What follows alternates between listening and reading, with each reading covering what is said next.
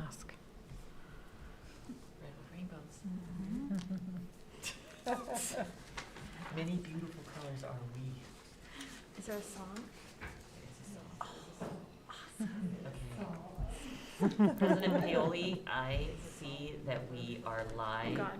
on YouTube. I Great. don't see a visual yet.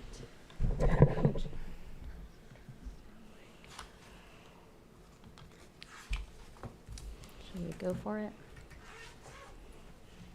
Nate, you are showing that we're live, correct? Can you change the meeting date, Nate, to say 2/10/22? Oh, yeah, that's good for you.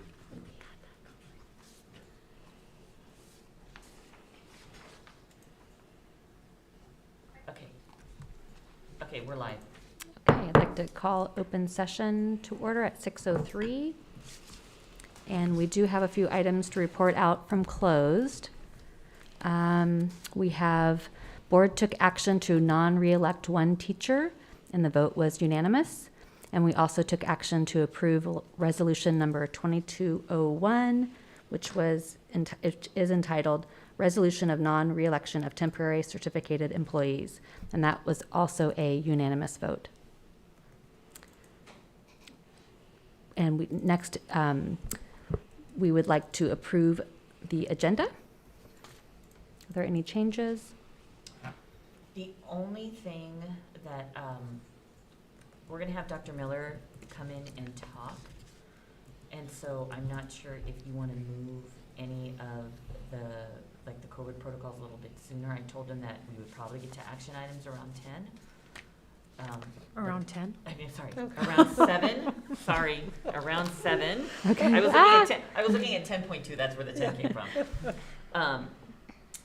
So we're hoping to have Dr. Miller Google in with us, but I don't know if you Okay. want to move that sooner than, or just So leave it do and we'll we, plow through. it's just tough because it's an action item, so we can't really move it up to reports. Okay, well then let's just We'll plow just through. go with it, okay.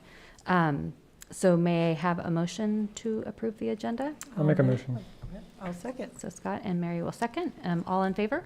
Yes. Yes. Any objection? So moved.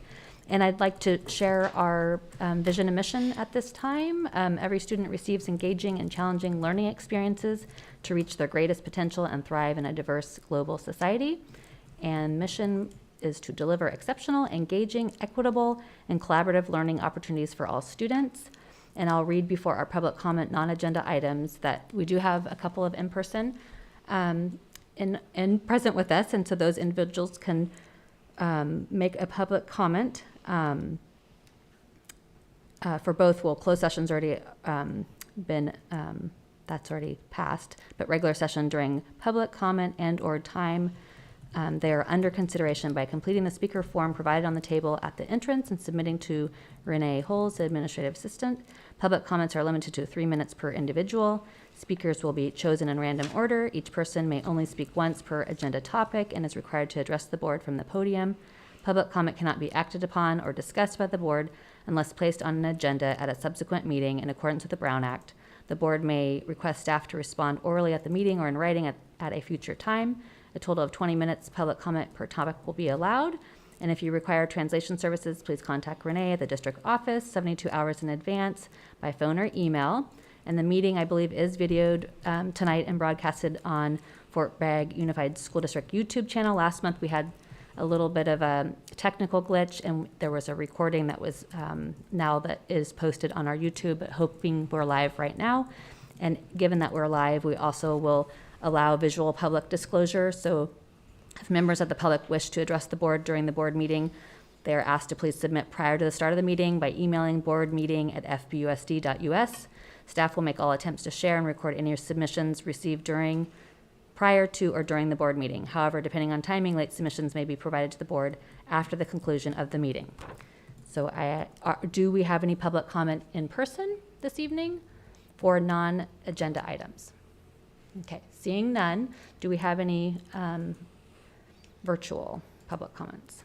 We have 3 public comments, but I believe they're all on agenda items. Okay, so we have no comment on non-agenda items. So the next item is patriotic exercise, and it will be led by myself. So this month, February, is Black History Month. This is an annual celebration of achievements by Black and African Americans in a time for recognizing their role in U.S. history. Since 1976, every U.S. president has officially designated Black History Month in February. So please be sure to take this month to celebrate and honor Black history and continue throughout the year. And I'd like to share my favorite quote from Martin Luther King Jr., which is, "Injustice anywhere is a threat to justice everywhere." And our next item on the agenda is acknowledgements. So Superintendent Walker, will you walk us through the acknowledgements? Absolutely. The board acknowledges the following donations. $250 donation was received from the Uribe Trust and Sue Uribe to support the FBMS Counseling Department. A $300 donation was received from Paul Bodie to support the TLC program with office supplies. Thank you both for your donations. Okay. And the next item on the agenda is communications. Did anyone receive any communications? I got one, it was a BCC, so I don't know who else got it, to sign in support of non-masking. I got that too. Okay. Anyone else have anything to report? Okay. So I think I received, which I think all of us received, the virtual sign up for the CSBA Regional 1 meeting for the governor's budget and school. And then they also sent an email about Legislative Action Week converting to virtual because of construction at the Capitol. And I also received the letter I had ending state emergency. I think that was a form letter that was forwarded to all of us. Kind of communications, I just wanted to give a shout out to the Advocate News for showcasing the culinary arts last week in the Advocate. So do we have any public comment on agenda items in the audience? Seeing no public comment in person, we do have 3, but I'll read the disclosure before you read the virtual comments, public comment. So the following public comment was received by the district using the public comment email address. For ease of public participation, it will be read into the record by a district employee. This should not be construed as an endorsement of this comment by the district or as the position of the district. Superintendent Walker? So I will read them in the order that they were received. The first is from Mark and Willie Iaconello. Dear trustees, just as we would never tolerate any mistreatment of children, we cannot continue to require our children to enter our schools with their faces covered. Our first ethical responsibility as educators is to protect our students, and requiring children to mask their faces has caused and continues to cause tremendous harm to them physically, emotionally, psychologically, and developmentally. Any argument to the contrary is naive and irrational. Over the past year, referrals to speech and language therapists have increased by 25 to 300%, depending on locale. In our county, referrals to special education for emotional and learning disorders have skyrocketed and are overwhelming our staff. Younger children have suffered a 24% cognitive decline, along with a 22 IQ point loss among infants due to a combination of prolonged isolation, antisocial distancing, and universal masking of faces. As trustees, you need only consult your special education staff and school psychologists to verify these findings. This catastrophe is man-made and due entirely to the failings of adults. It is time to end this madness and protect our children. Sincerely, Mark and Willie Iaconello. The next comment is from Catherine Hart. Dear FBUSD School Board, like all of us, our children need to breathe freely. Like all of us, our children need to see the faces of their families, friends, family, teachers, administrators, the entire community. There is so much data now on the many costs to human life of masks, social distancing, lockdowns, forced closures of schools, businesses, churches, and the arts, mandatory testing and shots. Please become knowledgeable about the subject matter by doing a full review of all the scientific literature yourselves personally, and not just that which is sanctioned by the censors. You must review the censored material as well. Then please be willing to make a stand that is in accord with your own conscience. When this first started, we had a moment when we realized there were those in our community who would do these things to our children. And now it has come to pass that we have allowed them to suffer, and that they should never have had to suffer. There is only one way to begin to redeem the harm, and that is to cease and desist from the masks and all the hurtful measures immediately, even if it goes against what is ordered by authorities. Save our children. It's our moral obligation. Catherine Hart and John Huxell. And the last public comment is from Michelle Anderson. Hello, board members. My name is Michelle Anderson. I have 4 children that attend schools in the FBUSD.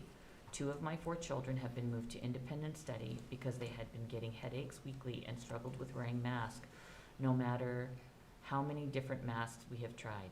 My youngest had been very stressed by school's bribery to get tested after holiday breaks in order to get extra recess or earn class reward. This had already been reported, but she was more worried about upsetting the teacher for not participating because she is healthy. How can an elementary kid be so worried about that rather than her classwork? Mask lacks evidence of prevent spread of virus. You did not wash your hands after you took down your mask to drink. You did not change your mask after you had taken them off to eat. Where does the virus go? Mask does not work. I'm here to remind you of your duty to listen to the parents, staff, the people who want a change with mask choices so the students can decide for themselves, but yet you keep telling us that your hands are tied because you bow to the state. You all know that you can stand up to the health order and the state. Tell them how it affects the students' learning experience, their mental health, their social and emotional development. Do you think apple and orange are the same citrus family? You are smart to know that it does not make sense that the Super Bowl is happening during a state of emergency while students still have to wear a mask. Think about that and do the right thing. And I'll check public comment one more time. Okay. We have no further public comment. Okay, thank you. So we go right into our reports. So we have 8.1, Student Rep Report from Joe Erickson. Welcome. I'll start with Redwood Elementary, where our students are going on the February break from the 21st to 25th. And the Redwood Site Council meeting is Thursday the 17th. And the outdoor music and water themed assembly is Tuesday the 15th. And it's about water conservation. The Parents Club at Redwood is selling Valentine's buckets tomorrow, Friday, after school and spirit here. For Dana Gray, the same music and water assembly is on the 15th, and the midwinter break is also occurring. The science fair is the 3rd of March at 5:30 p.m. The Parents Club meeting is Tuesday, March 8th at 5:30 as well. The readathon is the 28th, from February 28th to March 11th. And the ELPAC testing at Dana Gray is February 28th to March 11th. I have no report from Fort Bragg Middle School or Fort Bragg High School. February is Teen Dating Violence Awareness Month, and we're having many activities on campus centered around respect and healthy relationships. For example, Project Sanctuary was here today at lunch, giving a presentation, and we have been creating orange paper chains that will be displayed in the quad on Friday.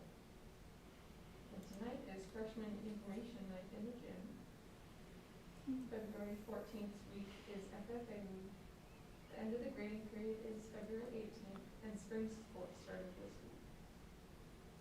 And for Noyo, the first soccer game against the Coast Guard happened, and everyone had such a great time that it was agreed to try and have one once a month. The next game is scheduled for March 3rd at 12, and they are having their first end of trimester graduation on Friday, the 18th. And it will be outside near Burn Pyre Field. And unless there are any questions, I will excuse myself for the remainder of the meeting. Thank you for this opportunity. Thank you so much. Can you clarify what March 3rd was at Dana Gray? What was the event? The science fair. Science fair. Very good. Thank you so much. Thank you. Appreciate your time. And Connie, since you're here, isn't this the month that the presentations are happening for the, Next week. is it next week? Next week is exhibition week. Okay. So that's where everybody shows their learning because it's the end of trimester. So it's a busy week, and I will send out invites for any of you who want to come Okay, to great. the dates for it. It's sent by the students to the rescue, open to everything. That'd be great. That Thank would you. be wonderful. I have it on my calendar. Okay, so we have next on the agenda, 8.2 is school plan for student achievement mid-year review with alternative ed, and we have Principal Belli reporting.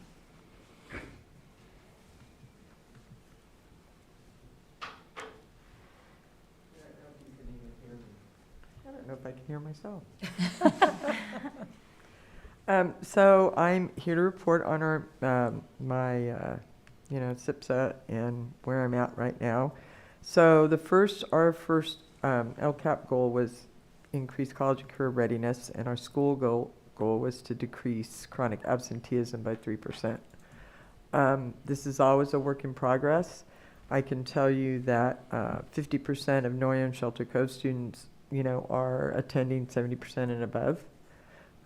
Lighthouse is less than this. The pandemic has raised anxiety levels for everybody everywhere, and especially for our kids, and it makes it really hard for them to attend school.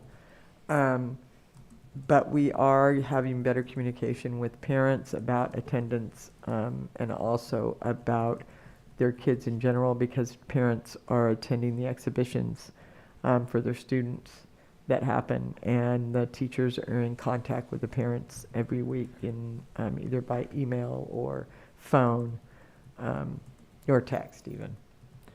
So it's a work in progress. The Lcap goal number 2 was to increase student academic achievement.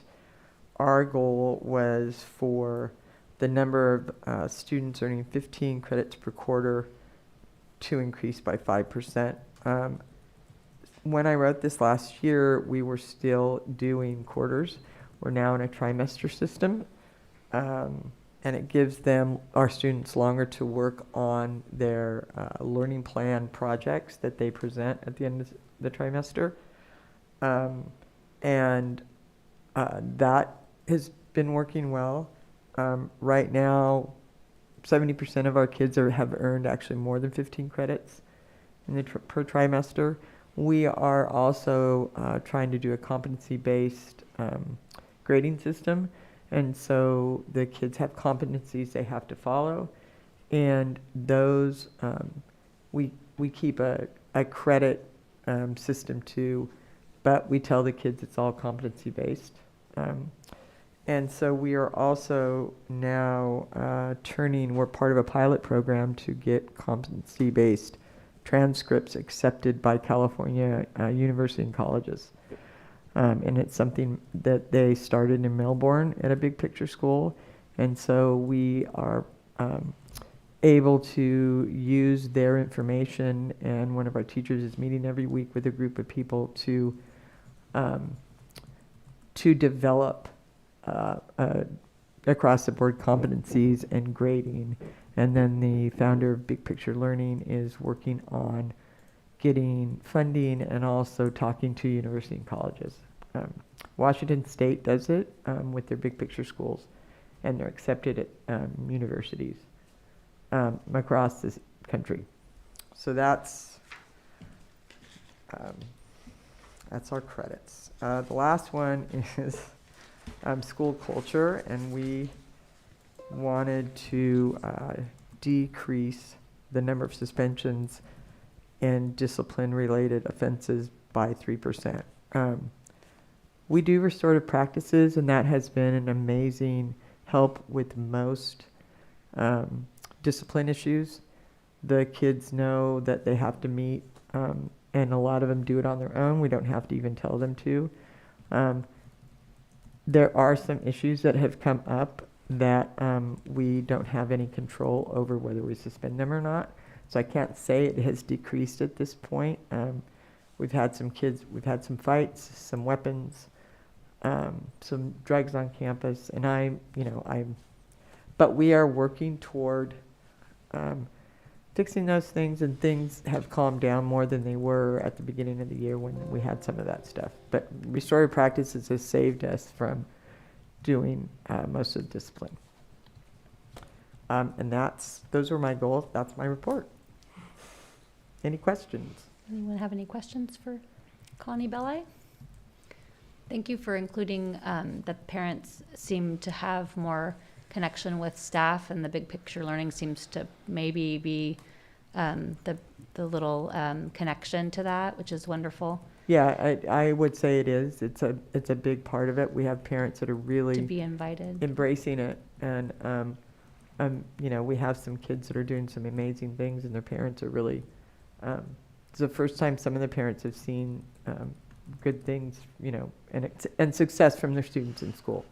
So the only question I really don't know, and I've never asked, students, do they have an opportunity throughout the school year to talk with someone about, you know, big picture learning is really, you know, fueling the connection within town if they're wanting a career, or maybe they think, you know, I want to go to a junior college, or maybe I want to go to a state college. Do they have an opportunity to meet with someone to help them with like a FAFSA application or apply for scholarships? Is that part of already in your like academic year, or We developing? have our counselor who can help them with the FAFSA. They also have access to the teachers who know how to fill it out, and scholarships. The teachers are all very aware, and since they have the kids most of their day, the same kids, they are looking at scholarships, and they have an opportunity. A group of our kids went and visited Mendocino College, and I'm talking tomorrow with Amanda Shue from Mendocino College about dual enrollment classes for our kids, if they want to do that. So, and our goal is to also hopefully take them to Santa Rosa JC and, you know, do a college and trade school trip. But yes, they do have access Great. to those things. Thank you. So right now, no one's dual enrolled at your site. Right.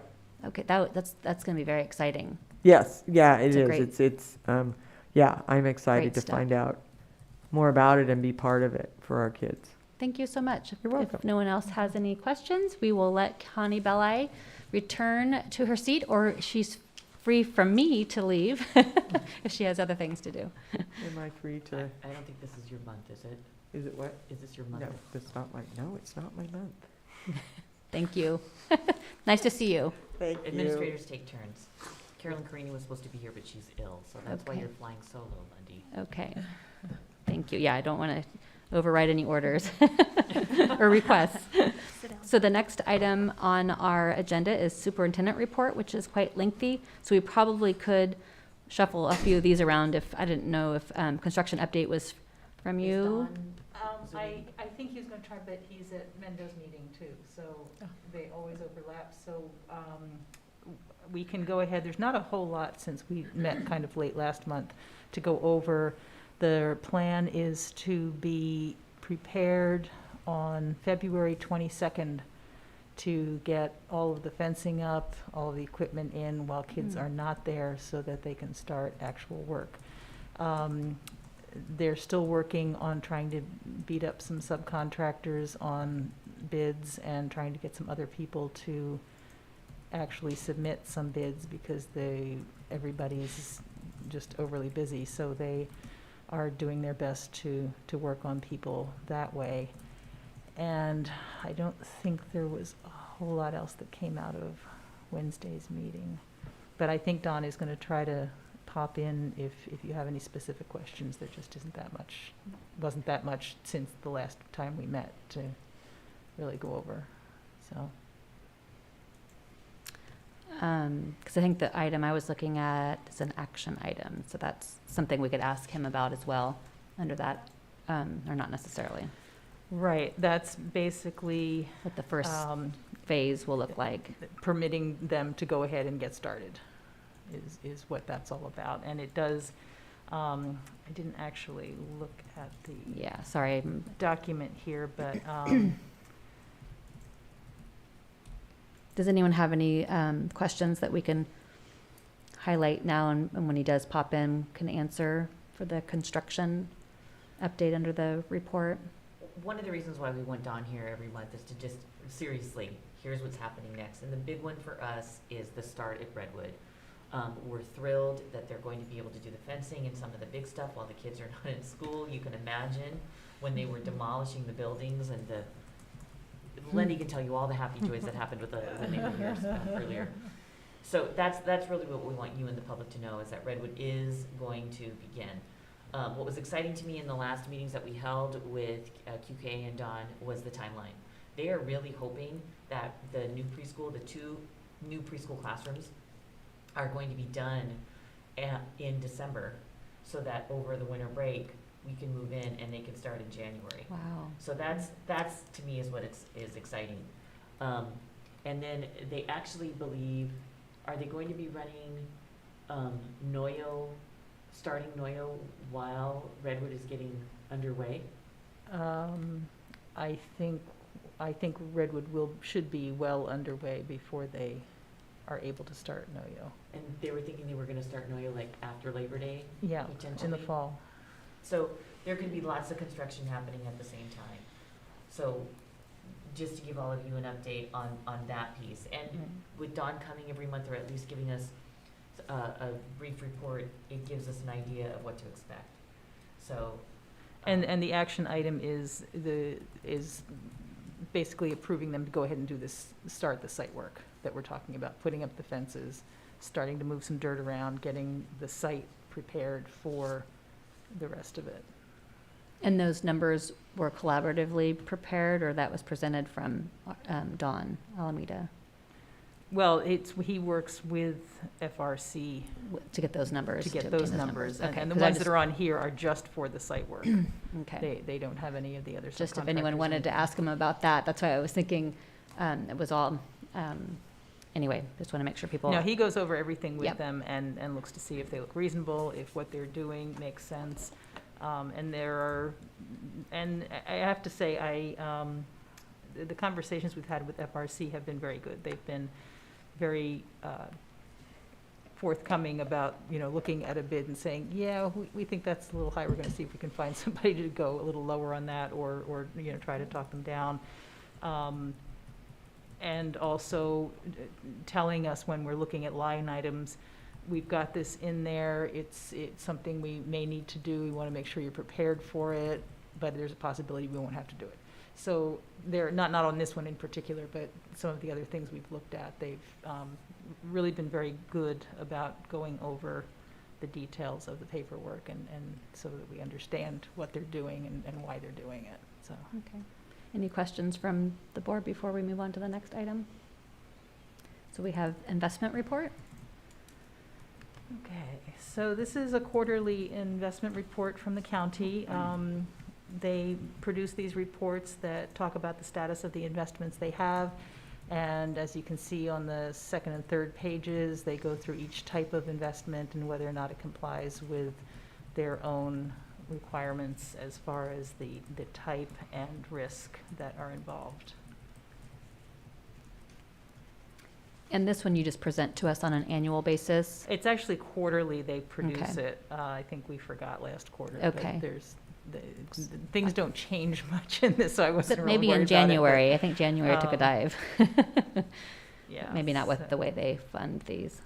Yeah, this is a pretty risk-averse Mhm, portfolio. exactly. So, which is good because they're holding a lot of people's money, so. Yeah, But they're very careful to make sure that there's plenty of liquidity, so if. no volatility. As the agencies that have their money there need it, it becomes available, so I've never seen that be a problem. Good. Anyone have any questions on the investment report? Okay. Moving on to the summer school planning. So this just gives you a preliminary idea of what we're intending to do this summer. It is going to be a lot like last summer. In fact, we're using the Extended Learning Opportunities Grant money that we received because of COVID to help fund summer school again at the same level. Last year, our summer school program cost us roughly $375,000 because we offered our employees a little bit of an incentive to teach summer school.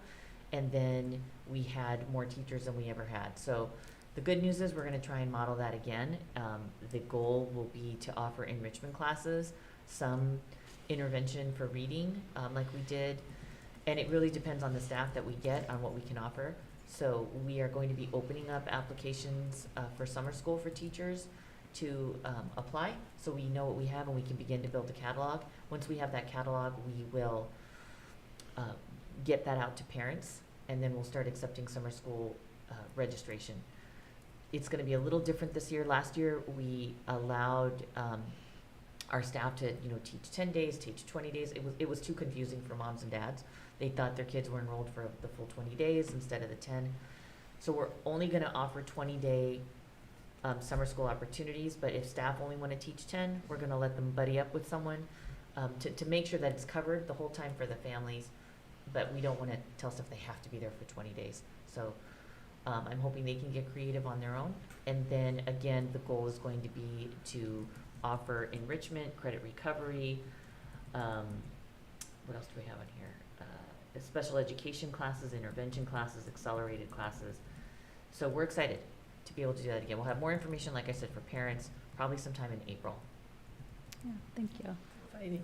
Anybody have any questions, comments? It is very exciting because this was something we always dreamed about, having the money, and it does, it's well worth every $100,000, $375,000. So did I read somewhere that it's potential that if there's support on both staff side and parent side, that it could go out 3 years? You have it budgeted? We have it For 3 budgeted years? for this This summer year? and the following summer. So So it's a two. total of 3 summers. Okay, That's where gotcha. the three That's came where from. I don't know We did where it I read last that. summer, so the summer Great. 21, summer 22, summer 23. So we That's have it great. budgeted to happen again for the summer of 23. Great, okay, thank you. So the next item on the report is preliminary enrollment projections. So this is a very generous enrollment projection. Every year, we give you what our best guess is. And I have to be honest with you, when we started in pre-COVID, you can look at the numbers, at P1, we had 1,805 students. Then COVID hit in March of 2020, and when we came back in the fall, we came back to a remote model, and we lost a whole lot of students. And you can do the math there and see that equates to 120 kids. We really had hoped we'd get at least half of them back when we started this year. We lost more. When we investigate the loss, we're seeing a lot of CUMES leaving out of the area and leaving out of state.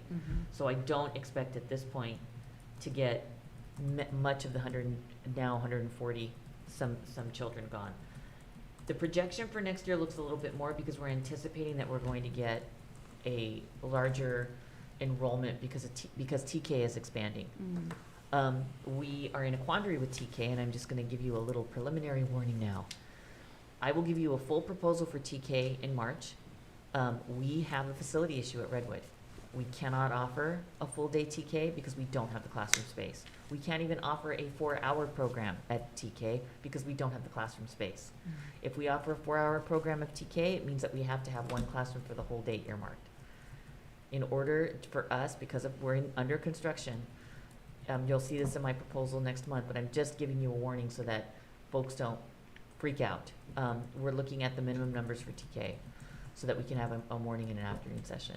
Meaning, I don't, just to clarify, minimal minutes or minimal? instructional Okay. minutes, okay?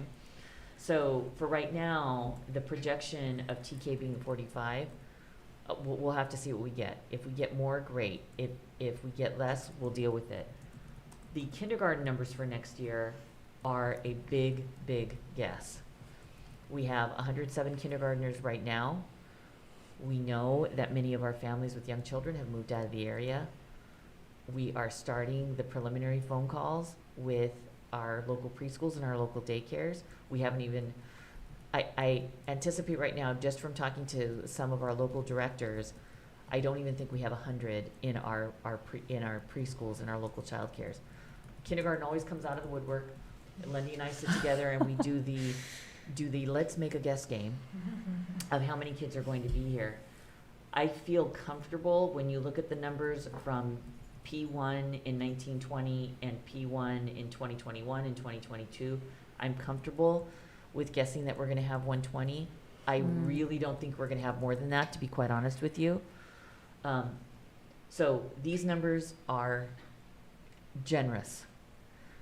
If I had to guess, I think our freshman numbers are going to be a little bit bigger than 115 because we typically pick up the Three Rivers 8th graders. And I think right now we may have 9 or 10 Three Rivers eighth graders. So I didn't include those numbers because it would inflate this number even more. So I think somewhere in between the kindergarten and the TK and and Three Rivers, we'll have somewhere a little under 1,700 is my hope. So that's what we're looking at right now. When we start talking about staffing, recognize that it's not as easy to say, well, you know, we dropped 120 kids, divide that by 30, that's 4, we're gonna drop by 4 teachers. It doesn't work that way, because if we're losing 10 kids from the 6th grade and 10 kids from the 9th grade and 10 kids from the 11th grade, that's 5 different teachers or 6 different teachers that represent those 10 kids, right? Because of credentialing. We are never as lucky to say, okay, well, if we have to lose kids, we're gonna lose them all from the 4th grade, so then we can just eliminate 1 4th grade teacher. So it doesn't work that way. So for us, just recognize that even though you're seeing a loss of enrollment, you're gonna be asking me about staffing. There's a little bit of a shift in staffing. We can adjust for the numbers. Right now, I anticipate that Dana Gray will have one fewer teacher next year, and we're just gonna absorb that internally. Because of these enrollment numbers. But it's not as if, it also means that we're probably gonna have another combination class. So that's the difficulty with the enrollment. We give you this projection every year so that when we are planning for budget and you're thinking long-term, and we go into the May revise and all these things, we operate by enrollment and by ADA. So this is where we're at right now. Again, I think it is a generous prediction. I would love it to be more. I wouldn't be shocked if it was a little less, though. Right, it is really a wild card this year, Uh-huh. given that a lot of people, that have young children may totally not even be on the radar because they're just keeping them home during the pandemic. Is the TK and the K like the cap, is that the same? Do they, in the sense of the ratio? So, no, kindergarten doesn't have a ratio. We have an internal ratio because of our contract language. So for kindergarten, you have to turn 5 by September. In order to enroll in kindergarten, you must turn 5 by September 1st. The classroom size for kindergarten is 24, is the maximum, with 1 teacher.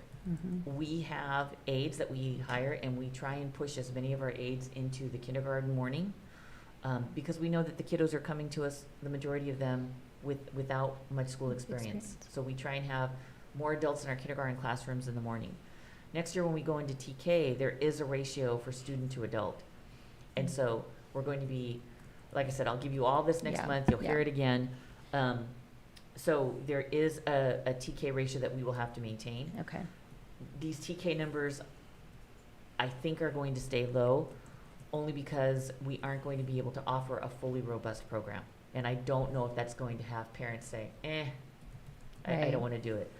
With TK next year, if your child turns 5 by February 2nd, then you can enroll in TK. So next month, I'll have the whole matrix for you. You can see all the age groups, how we're gonna roll it out over the next 3 years, what the ratios are, and how we've planned for it. So Lundy and I have had the conversation of how we're gonna look at that. Again, these numbers are generous. I wouldn't even call them conservative. They are generous.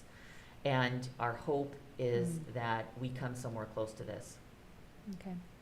Thank I you. was reading that kindergarten, they're looking at making that mandatory now?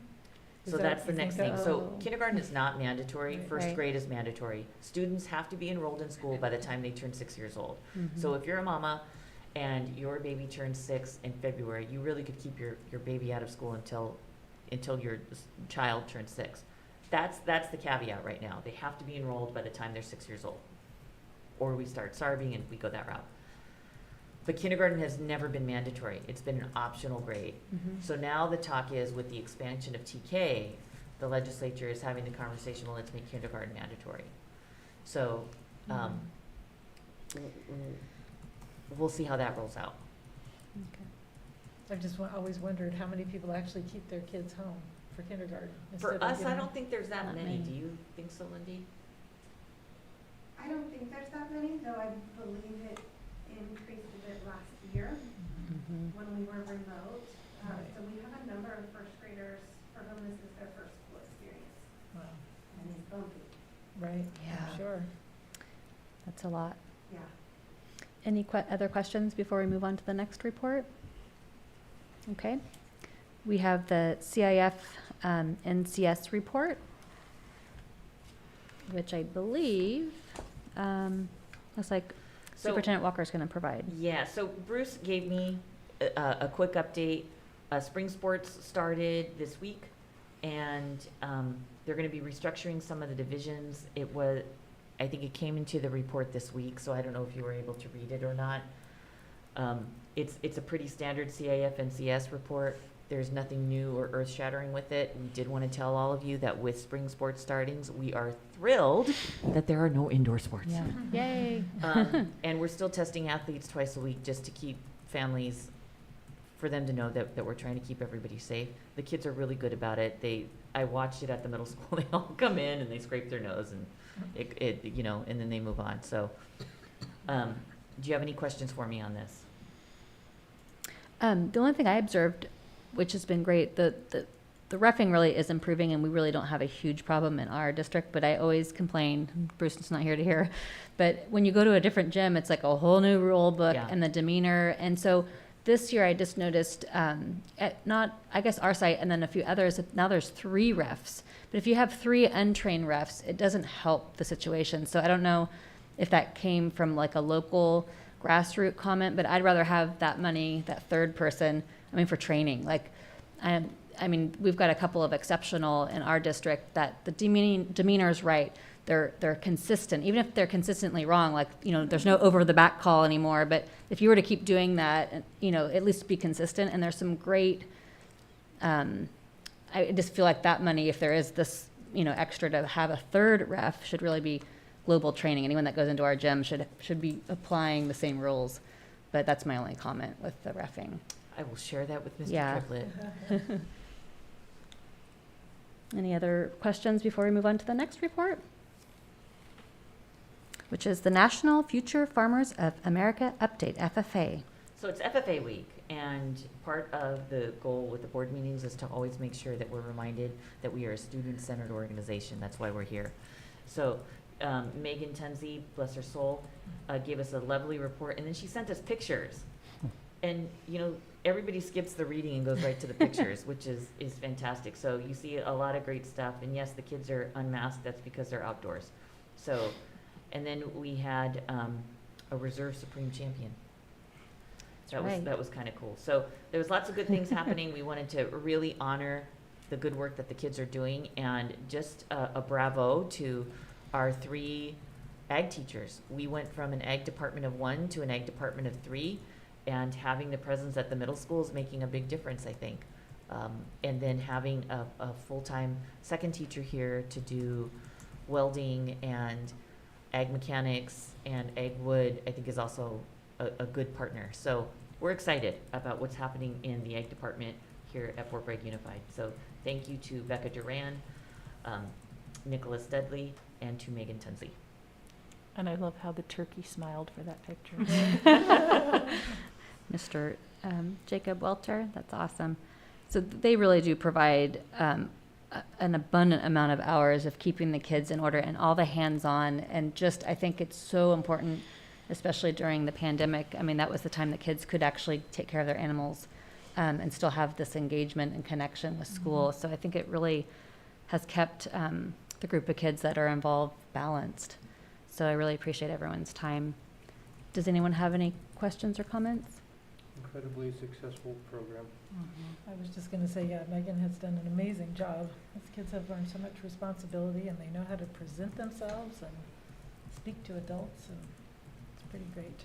And I will say, having a son at the middle school, and also my other son is in with Mr. Duran, Dudley. Mr. Mr. Dudley. But those teachers have come in running too. It's really, they've done a lot. So That's great. It's exciting. So the next item on the agenda is 8.37, Mendocino Coast Clinic Student Services Update. So I would encourage all of you as board members, if you have time on a Wednesday between the hours of 1 and 4, please make it a point to get over to the JD Center to see what's happening with the Mendocino Coast Clinics. They've They're remodeling as much as they can. They're remodeling the bathrooms, which for those of us who were at the Diedrich Center for our lovely board meetings, just that little upgrade. I know that sounds ridiculous, but it looks so nice. They've got art on the walls. Flockworks is in there working with kids. They're right next door with the teen lounge. And now the Mendocino Coast Children's Fund is got some office space in there thanks to MCC. So it's a nice little hub of activity, all student centered. They are doing teen. I have it in the report. I'm going to say it wrong. It's Teen Dating Violence Awareness Month. And so they're doing tours for kids, and then in May they're going to be focusing on student mental health. And the social worker that we are contracting with MCC is going to be meeting with kids and families at the JD Center as well. So lots of great things happening. We're hoping to provide more services for our teens and our families. And I think MCC is going to do a great job in really being available. And again, right now we're starting off small. They're open every Wednesday from 1 to 4 because Wednesday is our early release day.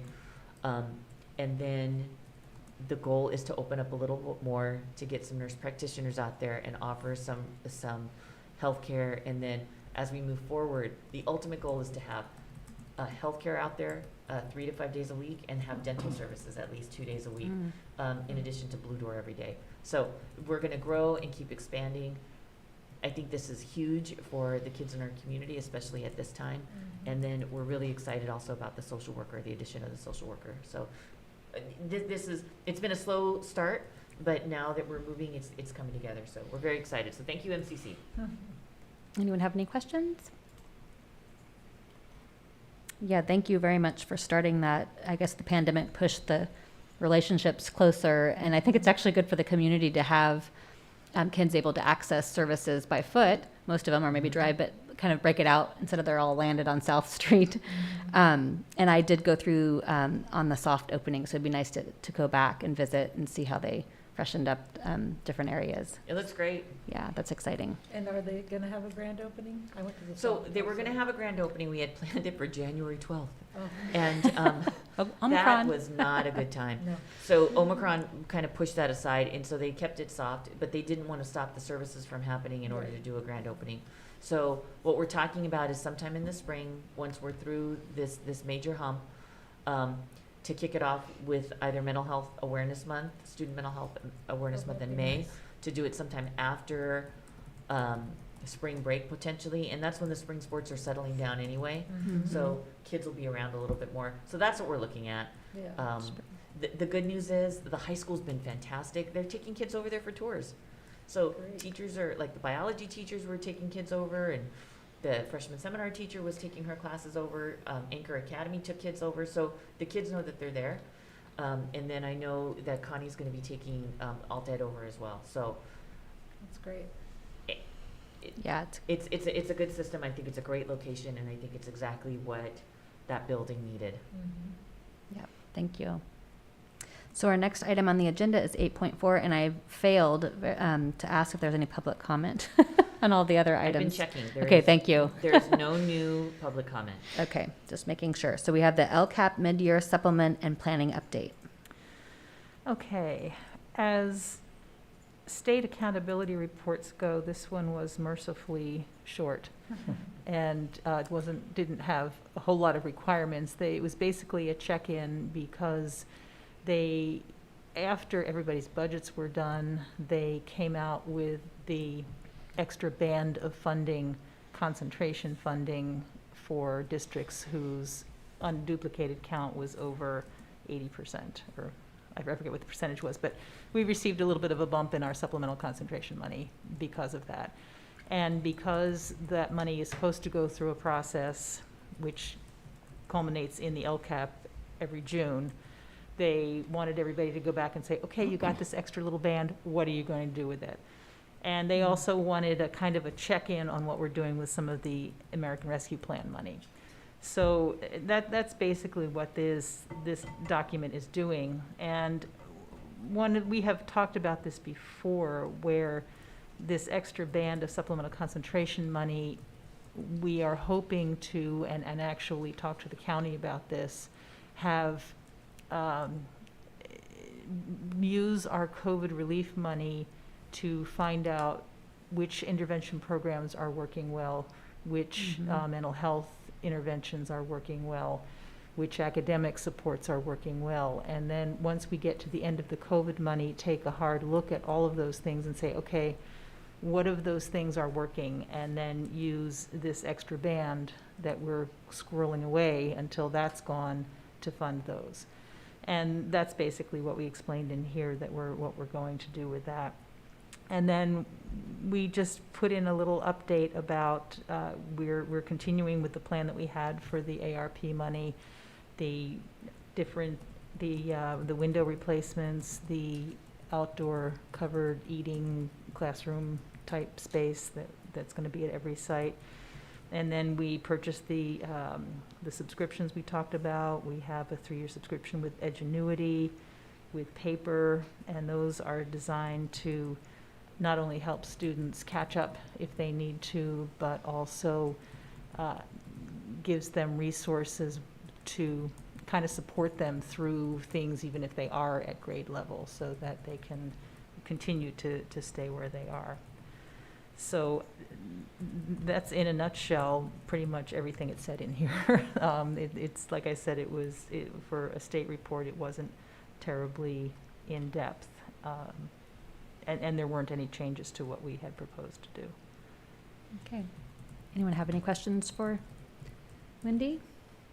I do have a couple of questions. Yes. Mac- One, I wondered where we are on the shade structure. Since it's in here, I figured I could ask. They are, it's a supply chain issue. We're just hoping to get them. We are waiting on one final DSA approval, I think, for Redwood, because what DSA is doing is saying, well, you're doing all this other stuff. We want to look at everything together. So that's slowing down that process a little bit. And then I think they were talking about, when were they talking about starting? Weren't they? So And it depends, it's a little weather dependent and a little supply dependent, so it might not be till summer. So for sure, the high school won't get started till the summer because it's in the middle of everything. So they can't shut down the student union to put the shade structure up. And so the high school for sure will be in the summer. Redwood, Dana Gray, and middle school has the potential to start in April if it gets DSA approved. They anticipate that each one will take about 2 weeks from start to Wow. finish. But because of where they are going to be located at Redwood, Dana Gray, and middle school, they can actually be done during the school day. And they can fence it off and get it up and be out of there. So our hope is that Redwood, Dana Gray, and middle school, that construction actually begins sometime in April. The high school, not gonna happen. It can't happen until school is out, because it's right in the middle. It's right in front of the student union, so they've gotta corner all that off. And they have more option to eat, so that's probably We the can best cook to the be the meals at last. Dana Gray for summer school, and Yeah. they can all go to Dana Gray to pick up a lunch. Yeah. So we're not too worried about that. So that's what we're looking at, a time frame for the outdoor classrooms, AKA shade structures. Did you have another I do have question? one other question. On the top of page 4, it says that it was determined that a social worker was not exactly what was needed. You're more in need of a case manager type person. Because we were talking about hiring sort of sub-hiring a social worker through the clinic. They would actually be their employee and we would subcontract with them.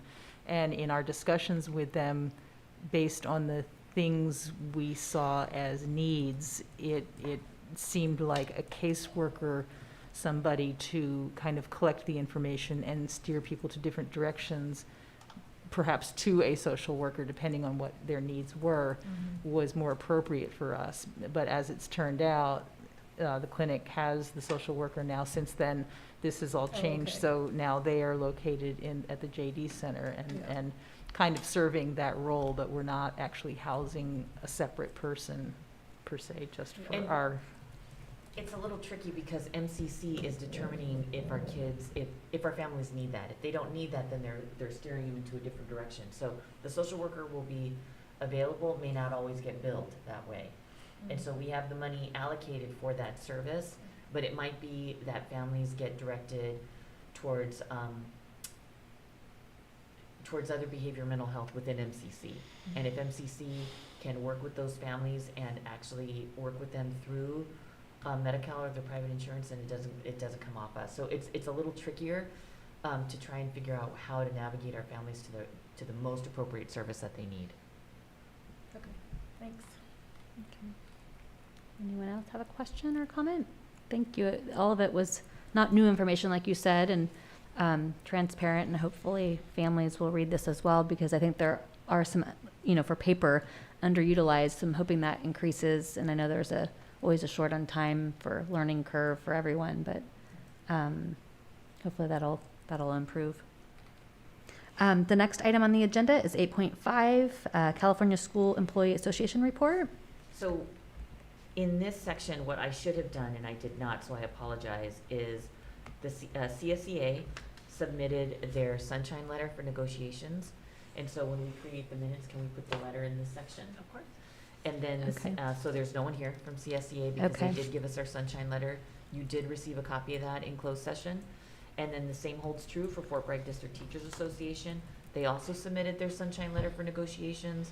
And if we can put those right in this section, then they can be available for public view as well. Okay. I I think did we have them last month? Or didn't. It was okay. ours. Oh, okay. But we saw them somehow. No, you saw No. ours. So, okay. Yeah. So they're very similar. I sat down with FBDTA and we Okay. went through the contract line by line. That was Okay. a fun time. So, because there was lots of things in the current teacher's contract that was really just aged. And Gary and I are new enough in our roles that neither one of us could figure out where it came from. And I've been with FBDTA. I was the president in 2000 and 2001, 2002. So if I didn't remember it from 20 years ago, and Gary had no idea why it was there, then it was incumbent upon us to figure out, does it still need to be there? So that's why the list is so Okay. long, is Okay. because it's a full contract year. Gotcha. Thank you. So we'll attach those so that it's public record as well. I appreciate the sunshine letters. So 9 is the next item on the agenda. It's approval of agenda consent items. These are provided for agenda items that are routine or non-controversial. Items on the consent agenda are passed in one motion without discussion. Any items may be pulled from the consent agenda by the board and moved to action when approving the agenda. So do we have anything to pull? And if not, may I have a motion? I'll move to approve the agenda consent items. Thank you. And a second? Second. Okay. All in favor? Aye. Yes. Seeing no objection, so moved. And we are actually at the board action item of the agenda. Is everyone doing okay? 7 o'clock? Somebody's supposed to read the items. I'm sorry? The consent calendar, supposed to read the items. Oh, sorry. Do you want me to go back and do that? Sure. The motion's already passed, but we'll read it for public record. Public, Thank you. Okay, Thank you, Jerry. 9.1 warrants, 9.2 minutes, January 20th, 2022, regular meeting. 9.3 personnel action report, consider approval of district employment, and 9.4 contracts. Great. Thank you. So are we okay moving forward? Anyone need a break? Okay, Is very Dr. good. Miller supposed to be- So Dr. Miller is now available. He is, can we move and do 10.2 first? Or do we need to, I think we could do it in order. I mean, I think we Okay. can't really shuffle them now that well, we've, well, then let me make it easy. 10.1, Yeah. we can table because there's nothing to change. I had a That's- lovely conversation with a few people today about masking. And I tried to explain to them that the masking mandate comes from CDPH. That doesn't come from us. I am not recommending to the board to go against CDPH. We did get a legal update back, when was that, a year ago when this all started happening, that going against CDPH was putting our credentials at risk. So I just wanted to make it fully known that I'm tired of this too. I really am, and I feel like I'm growing a mustache because of it. So I get it, and I want to see our kiddos' faces too. The hard part is that we are stuck I believe we're stuck, and I am not going to recommend to this board that we go against CDPH. So with that, there is no new action to take on masking because the masking guidance, while it may be changing for small businesses for indoor masking on February 15th. That indoor masking order is not changing for schools. So, Yeah, actually. it's not changing on the 15th for yet. this county. They extended it to March 15th, but I have read that masking for schools there may be a change soon. I just want to make sure that if there is, So I We attended have the my oppor- state superintendent's meeting today, and Mm. what we were told was that the legislature is going to look at school masking on March 31st Ah. and have some kind of determination by then. I think it's incumbent upon us to keep the masking action item on every agenda until we are no longer masked. So our next regular board meeting is March 10th, and then after that, it's April 20th, maybe? April 21st. April, I was close. Okay, April 21st. So I'm hoping we'll know more then. There's a big push right now amongst parent groups and other groups to have masking done by the start of the new school year. And make it optional. If kids still want to mask away. If our teachers still want to mask away. If you do or you don't, but to make it a choice. Mm-hmm. So that's what we're hoping for. With that though, there's nothing to give you on the. No recommendation. There's no Well, recommendation. and I just have to say, I mean, I agree with all the write-ins as well, that it is super frustrating when you have leadership, going to sporting events or holding the Super Bowl or having, we have the Olympics in Beijing. It's hard to wrap your head around it. And also, thank you for reminding folks that, 7 months ago, there was the masking order lifted, but it was only for, general population. And K-12 still is under the CDPH. And so people they see the lifting and thinking it's, everywhere. And we forgot, that actually was distinctly different. And I agree, I'm, tired of the masking, but here as board members, we have a fiscal duty, and it's against everything I've read and been advised by like CSBA counsel. People that the state's giving us our money, that they could change our funding because we're not abiding by their recommendations. Most insurance liability doesn't cover infectious diseases, but they could drop us. So we need our liability insurance. Workers' comp, they could drop us. And we are exposed as board members. So I don't like them. And Mary always says at meetings, and I appreciate it because we can't pick and choose what laws we want to abide by. So don't like it. And we all have our own voices. And I actually called Becky, frustrated with some of the protocols, and to regroup, and that we're more powerful as individuals. There's only 1,000 districts in the state, so there's 6 million kids. That means how many families and kids? I mean, we can write our legislature to voice, because I really think that the school has good data that they're not asking for, to know that maybe at this stage in the pandemic, we're ready for something different. Well, and I just want to remind people that 2/3 of our legislature is up for re-election this year. It is really important that they hear from all of us, whatever your opinion is. And they need to know that it's, whatever your opinion is. I'm not going to go one way Right. or the other.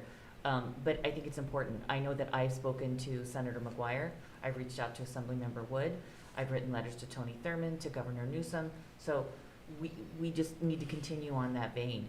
And just know that we're doing the best that we can to keep our schools open and to keep our kids coming. So with that, there is nothing on 10.1. My recommendation would be that it be tabled till next month. Okay. So, what's the recommendation? Last month, we went very formal, and we formally motioned that we would table it for next month. But what do you think, Kathy? Do we need to formally do that again, or just say we're tabling it? I thought we just tabled it. Yeah, I think normally, but I don't know why I got really formal last month. Because there was only 3 of us. Oh, maybe that was, I thought needed it to, make sure that you guys were busy and So awake. I don't have anything in public comment. Okay, Do you have public comment? No, I just wanted to make sure, since that's a hot topic yeah. right now in our community, Make so I sure. just wanted to make sure that we were checking that. No, there's nothing in public comment, and Renee did something beautiful by taking everything that comes into the spam folder, goes into the inbox, because we lost a couple of emails one Okay, time because it went into spam. Gotcha. So So thank you, Renee, for doing that. That's smart. So we have nothing, no further public comment at this time. Okay, so we will continue to provide the public with updates, and I think what, Scott, you were maybe referencing, if there was something that changed between meetings, that we could always call a special meeting. Yes. And if something comes before our board, we will be sure to keep everyone updated with the guidance. So we will table 10.1 to next month, which is March 10th, I believe. And the next item on the agenda is the FBUSD 2021-22 COVID-19 district protocols. So, hello, Dr. Miller, how are you? Can you hear us? He's trying, we need, oh, there's Dr. Miller. Hi, Dr. Miller. He's been waiting. Greetings. Can you hear us? I think Okay. he's muted. Are you I think muted? you're muted, or your microphone isn't working. Do you have the remote control TV?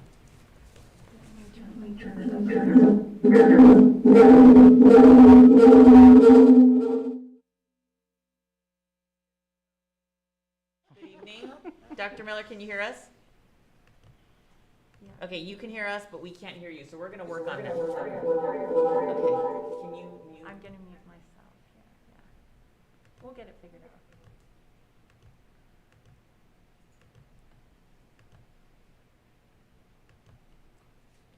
Okay, one more time, Dr. Miller, can you hear us? No, he can't. Okay, so unmute us. Okay. You go ahead and speak, and I'm going to go ahead and mute my side of the screen. Can you hear me now? Yes, yes, we can hear you. Yes. So, Dr. Miller, okay, so he can't hear us now when you're muted. You gotta figure that out. So what would you, so I know that you had some questions about the return to school COVID-19 program. And I assume you want me just to speak on that in a minute? Yes, please. Okay, so first of all, Becky Walker did send me the proposed protocol that the county health department has come up with. And I just want to acknowledge, first of all, that if you guys think it's complicated and difficult to follow, I found it complicated and difficult to follow. So I just want to acknowledge that. And also acknowledge that I know that Becky Walker has been really trying to work with the county to get something that's a lot simpler. And I hope that as time goes on, we're able to find that. Second is that I want to acknowledge that we're all really sick of this COVID thing. And because of that, I think it makes emotions pretty raw. And I certainly am sick of it. I know all of us are. So looking at this protocol, I want to make a couple of observations that might be helpful. First of all, to explain that this whole business about getting tested and having a negative test to return to school. So first, I want to point out that the PCR test is pretty worthless in that regard because it is capable of detecting dead virus fragments that are not viable, and it can do this out to 90 days after an infection. So having a positive or negative PCR test after an infection is not helpful, one way or the other. Because we know that these people may be positive out to 90 days, and certainly they are not infectious. These are dead fragments of virus. The next question is, well, what about the antigen test? And that's your Binax Now test. Is that helpful? Well, that's a little bit of a gray area because we're not really sure what it means to have a positive Binax Now test after infection. But probably it is the same story as the PCR. It is probably detecting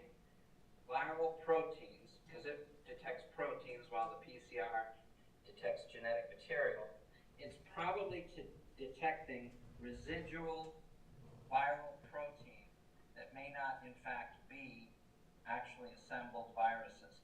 Because remember, during these infections, you have a lot of stuff being produced by the host cells, but that doesn't mean that all that stuff is getting effectively packaged up into virus particles that are then being dispersed.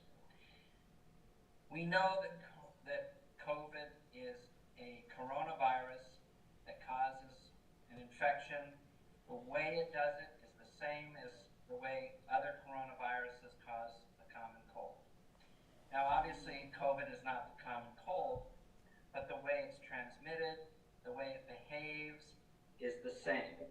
The only difference is the way our immune system overreacts, and it's the overreaction to the virus that leads to the disease COVID. The reason why I'm saying this and why I think it's relevant is that we know very well the course of a coronavirus illness, whether it be COVID or one of the other illnesses. And we know that that course is that in the first couple of days after exposure, when you contract it, not a whole lot is happening, but then by day 3 or 4, the person starts to become both infectious and contagious. And then there's a period of about 10 days after that where they're definitely contagious, and by the end of that, they're no longer contagious. So that is where this whole thing of a 10-day isolation or 10-day quarantine came from. And I wish that we had just stuck with that instead of making it more complicated by trying to add this business of having a negative test to come back. We don't do that in the hospital with patients to figure out if they're no longer contagious. We just count how many days it's been since their test. When it's 10 days after their positive test, we take them off isolation. Similarly, when we look at staff returning to work after a COVID infection, we do not test them. We do not do an antigen test or a PCR. We simply count out 10 days from the date that they were positive, with 2 additional caveats. Number 1 is we want to make sure that the person is without a fever and that their respiratory symptoms are improving. So if you have 10 days out, the person's without fever for 24 hours and their respiratory symptoms are improving, then they come back to work. And that is following the CDC guidelines, and we have followed the CDC guidelines down by the letter for the last 2 years since this pandemic started. So you may still be stuck with having to do an antigen test because maybe that's what the county health department feels is necessary, and I certainly wouldn't disagree with Dr. Corn. But understand that that is to add, I guess, some additional level of security. But people are not contagious after 10 days from onset of symptoms / having a positive test. And I think that we can be quite confident in that, as long as, once again, they're without fever for 24 hours and their respiratory symptoms are improving. The reason why we don't say that their respiratory symptoms have resolved completely is because we know, even with any cold, you can have a hacking cough that can go on for weeks or even potentially months afterwards. And that's, of course, your immune system causing inflammation, cleaning up the mess after the infection. So I hope that is helpful. And once again, I just want to acknowledge how difficult all this is, and especially when protocols keep changing, when they become more complicated and difficult to understand, it just adds to the frustration that everybody already has with this pandemic. And I just want to acknowledge that again. And I know that this board is trying very hard to do the right thing, and Becky Walker is trying very hard to do the right thing.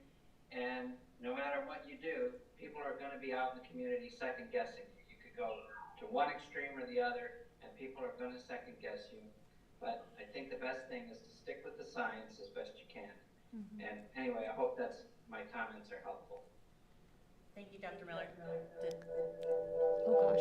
Ah.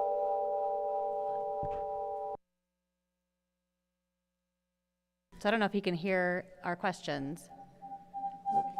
Yeah, it's this, it's our, He has to mute himself. okay. He's got to. He is muted. No, it's That's a, Up in his right corner is muted. See, So this is feedback. okay, see, because we have two. We have a So I'm not hearing any questions. Are there questions? oh, gosh. I'd be happy to try to answer any. Can we, maybe we put them in chat? Give us just a minute, Dr. Miller. We're working on tech. I wonder if we could just put our questions in chat. Hold on. Yeah. Actually. That might be easier. Well, I'm not hearing anything, Oh, shoot. so I'm gonna guess that there's no Oh, questions. gosh. I'll stay on though, just in case there are. Maybe if you can mute. Oh, maybe drop that. Hello? Hi, Dr. Miller. It's Becky Walker. Hi, Becky Walker. We're having trouble with our tech because we have so much feedback that's happening. So do you mind being on speakerphone for questions? No, I don't mind at all. Okay, can you hear this, Nate? Probably not. Or, Is he actually on speaker? yeah, he's on speaker, so it's from here, right? Oh, it just sounds low. Okay, so we're gonna do a sound check, Dr. Miller. Can you just say hello? Hello? It's pretty quiet. Okay, one more time. Hello? Is this on? Okay, that's the best I can do. Nate, can you turn up my mic? Is this- Okay, one more time. Hello? Okay, we're here with Dr. Okay. Miller. Any questions for Dr. Miller? Anyone have any questions? So let me explain why Dr. Miller's here. I asked Dr. Miller to come and address you because when we looked at the protocols, I knew, or I am anticipating that there are gonna be questions about the new 10-day rule, meaning that if you test positive for COVID, 10 days after your positive test date, because your test date is day 0, so 10 days after, you're isolated, but you can come back on day 11 without testing. And that's gonna make some people, I anticipate that's gonna make some people nervous. So I wanted Dr. Miller to address that on why people can come back after 10 days and why it's safe to have them come back after 10 days. So that's why he addressed that piece. He also addressed the testing piece about that that the Binax could detect dead COVID SARS-2 cells. So those are the specific things I asked Dr. Miller to address because I don't believe that our public wants to hear from the superintendent about medical issues. It makes more sense to have someone with an MD do that. Yeah. So Diana Paoli has a question, Dr. Miller. So I have two questions, and it's the 90-day question and the calendar year infection. Is it fair to say an average person may become infected with COVID symptoms maybe twice in a calendar year? And the 90-day question is if someone has been infected within 90 days, is it fair to say it's relatively scientifically safe to say they wouldn't have to test or mask in that period? Because I just find it strange that we do know a couple of kids personally that have had it in a calendar year twice. You know, why they have to wear a mask for 160 days when they've already had their 2 for the calendar year. And so I'm going to address the Yeah. masking. They have to wear the mask because we tell them they have to well, wear the no, mask. totally. But I'm just saying, moving forward into the endemic, is that something we're going to see in the in 6 months? That's science to say the 90-day and the infection. You know, how many times a person can be infected with COVID. That's my question. So the 90-day thing is because, well, let me back up one step. Unfortunately, because of how political this whole thing has become, there's been a division or a separation between how we acknowledge people who are fully vaccinated, or now we're saying currently up to date, and whether or not we should also recognize people who've had the infection. And we know that if you have a vaccine against COVID, or you contract the disease COVID, that you have a very strong immune defense against it for 90 days. It's really, really strong. And that doesn't matter whether you contracted the virus and developed antibodies that way, or you got vaccinated and developed the antibodies that way. And we know that after 90 days, the immune defense starts to wear down a bit. And it wears down over, we believe, the next 3 to 6 months. So that by the time you're out to 6 months, it's not as effective as it was in the first 90 days. So this 90-day rule, in quotes, I think is an attempt to somehow include those people who are clearly protected because they had the infection. And I think that that's what that 90-day rule is. I have not heard the two calendar year thing before, or whatever it was. I haven't heard that before. To me, it doesn't really matter if somebody has it once a year or catches it twice a year or catches it 3 times a year, then that's how many times they caught it. But once again, I'm guessing that comes from this idea that you're really, really protected for the first 3 months, 90 days. And then by 6 months, maybe not so much. And by 9 months, probably not at all. And that's the whole reason why we're talking about boosters now as well. I hope that answers the question. Yep, I just wanted clarification on if that's just indicators that eventually we won't have to, because right now it seems like contact tracing is going away, so maybe the next thing would be testing, and to make people understand that those things are in place, and that, with the 10-day not having to have a negative is safe to say someone isn't infectious. Okay. Does anyone else have any questions for Dr. Miller? No. Thank you so much for explaining some of your experience as a hospitalist and doctor for many years. Well, you're very welcome. This is really complicated and difficult, even for people like myself, to keep up with the changing recommendations. Here we are 2 years into this thing, and we still have a lot of vacillation in what's being recommended and required.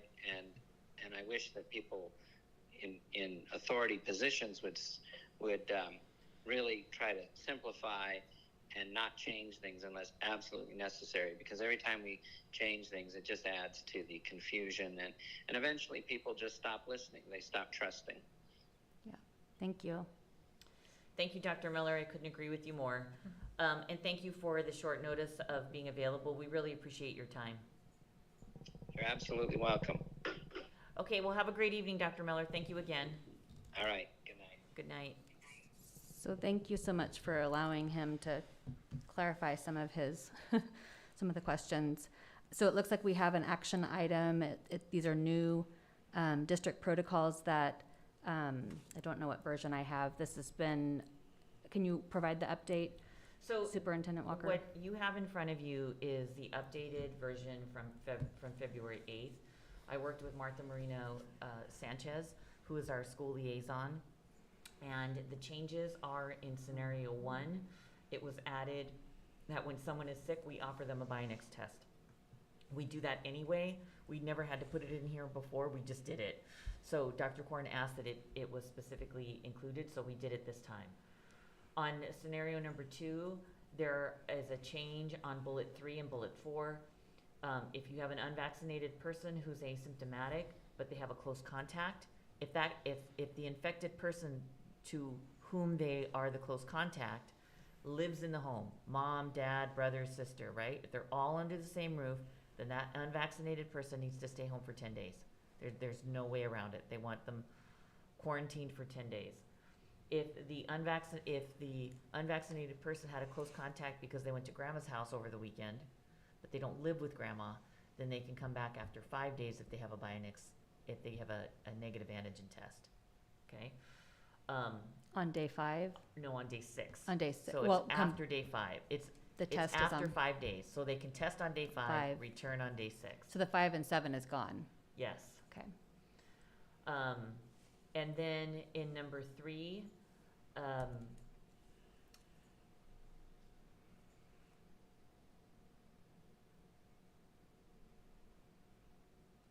the vaccinated close contact, it really, the one point that Dr. Korn asked us to include this time was the second to the last bullet point.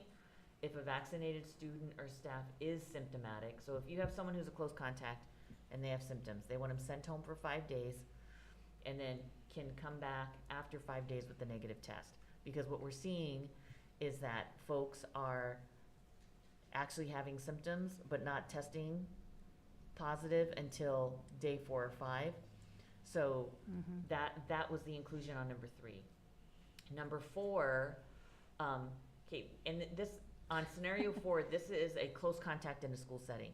So we are sitting in my 3rd grade classroom. I'm a 3rd grade kiddo, and the 3rd grade kid sitting in my group has COVID and goes home.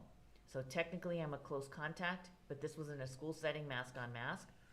So we can do the modified quarantine, which means that they can still go to school, but they can't do extracurriculars. They can't be part of the swim team, part of football, Little League. They can't do anything extracurricular for 5 days. And then after day 5, they get a Binax test. If they're negative, they can go back.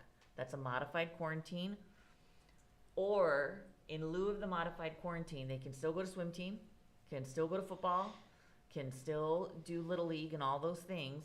However, they need to be provided a Binax test on day 3 or day 5. And the reason it's the or is because if you're exposed on a Thursday, your day 3 is going to happen over the weekend. So then they'll tell you to come in for 5.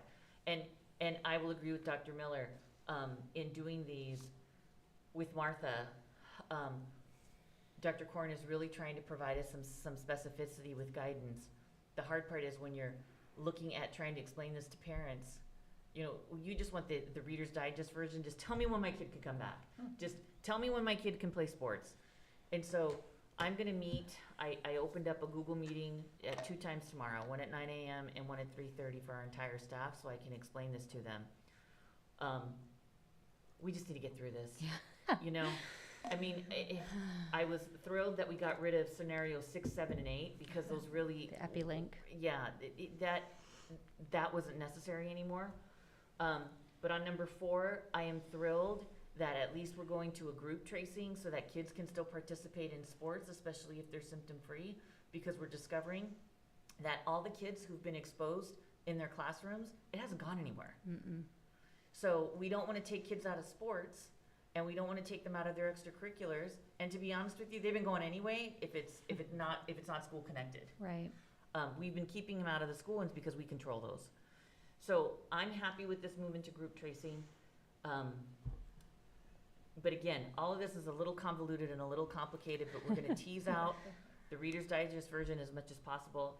And then the last thing that changed on the positive is what we're doing now that was adjusted on June 5th, which was the change in January 5th, the isolation and quarantine orders that they changed, that if you were infected with COVID and you are symptomatic, you can return to work or school after day 5, which would be day 6, if you have a negative COVID test.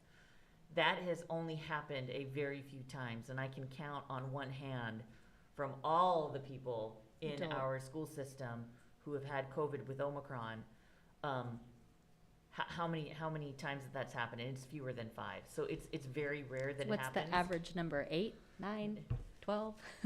I will tell you that most people, if they test out early, they're testing out early on day 8 or 9. But most people are going the full 10 days because they're not getting a negative test.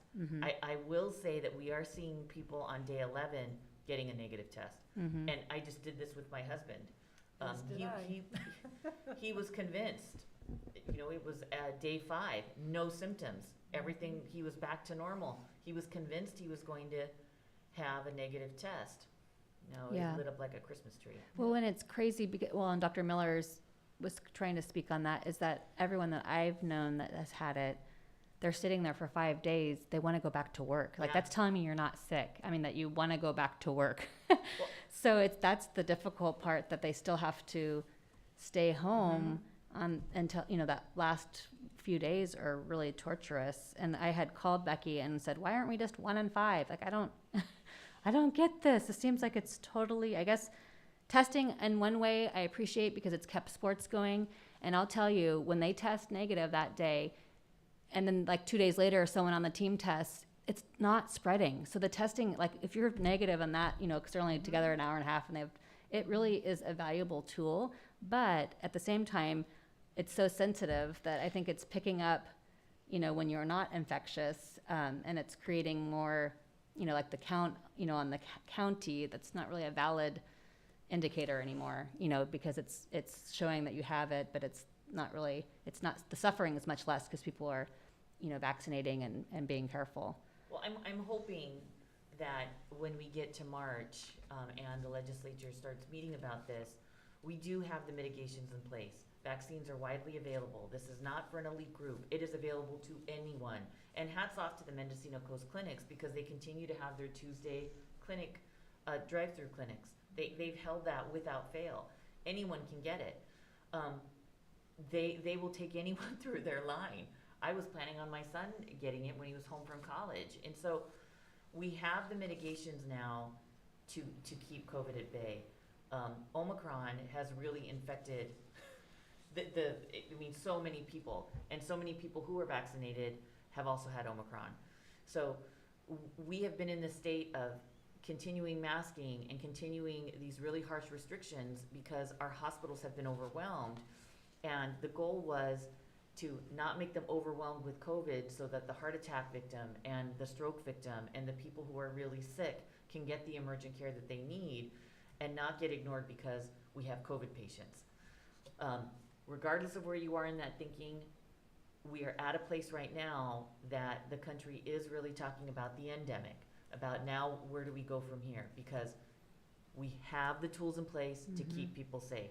And I was doing this with my husband because he had COVID, sorry dear. And he point blank said, two years ago, Becky, I would have been to work on day 2. Exactly. He's like, I don't even know if I would have called in sick for this. Yeah. So that's the hard part. And Lundy and I had a discussion. We were not giggling, but I was giggling. In November of 2019, before COVID hit, she called me and said, Becky, we just had our 8th student throw up in this first grade classroom. And every year we would go through the flu bug that comes through school. We've all done it with our kids. I am not trying to minimize COVID. I know that it has been deadly for so many people. I'm saying that we are now to a point that the mitigations are available to anyone. You have the choice to get them or not to get them. On February 15th, you're going to have the choice to mask or not mask out in the real world, not in Fort Bragg Unified. I apologize. So I'm hoping that we're getting to the part that some of this will start to go away. So that's not true, actually. To clarify, in this yeah, county. Mendocino in this County. county, I apologize. They're Mendocino extending it County. to March 15th. Okay, so until Thank March you. 15th, thank you for saying that. Yeah, of So course. keep Just didn't wanna correcting me on confuse that. anyone. March 15th, kids. It is confusing. And that's where I'm frustrated, along with the parents. I actually haven't, I've written on, the mandate to our legislatures, but the masking I haven't really. But at this point, they aren't honoring your data here at the school, and they aren't honoring that you've been keeping our schools open for years and decades of infectious diseases. And I know that the COVID is very different and it was killing people, but now the suffering is less 2 years in because we do have all those tools. And so I just wish that they would ask the right questions to know that I think you have the tools to keep the school safe, and to value, what's happening at the school, because reading something in the paper, we could find any narrative to say what we believe or not believe, but I'm hoping that these protocols keep getting less. And if I could, I really want to compliment our students and our staff because they've been doing it.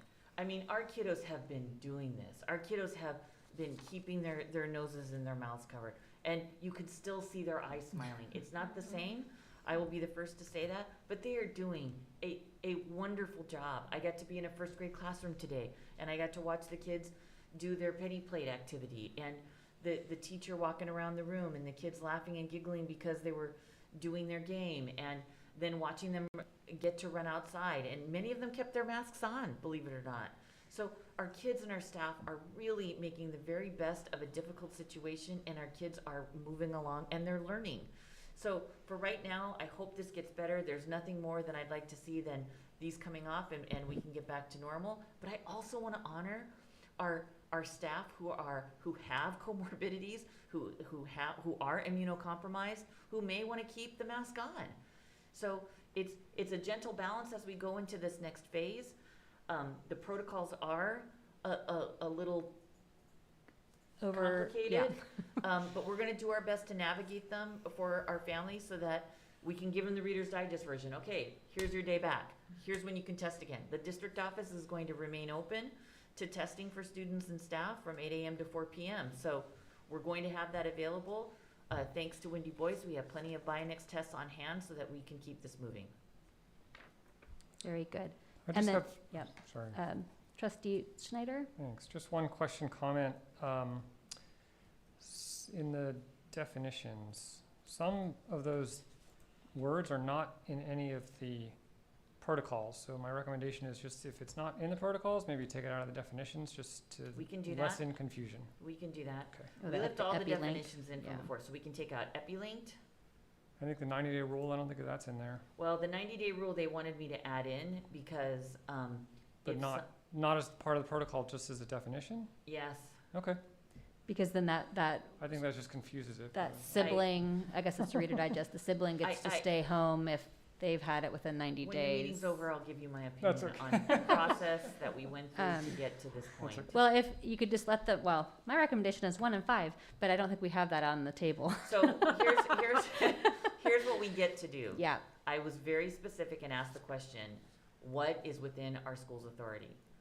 We may accept Mendocino County Public Health's recommendations, or we can make them more restrictive, but we may not go less, okay. even though they're recommendations. We can take their recommendations and make them more restrictive, or we can take the recommendations, but we Okay. can't go less. Do you foresee this being edited again, or he did give input with language change, and this is pretty accurate for So- a week? Dr. Corin and Martha are incredibly busy, and so Martha and I met last week and worked on this, and then we waited for Dr. Corin's input, and then we met again this week and worked on it with his edits. So we did his second edits, and so I asked her, I said, okay, I've got to give this to the board, I've got to give this to board, and she said, go ahead and give it to them because we did everything Dr. Corin wanted us to do. Okay, so it's So, pretty For good. right now, this is it. If it changes again, which, let's be honest, it's going to change again, it's just a matter of when. Maybe the 15th Of March. of February. No, because we're March 15th, Scott keeps Yeah, reminding us. okay, So, very good. in any case, But that's well, anyway, Yeah, it's a different that's condition. masking, that's Yeah. not, oh, but, so, I can take out the only thing that I think by your recommendation, Scott, is we can take out the epi-linked.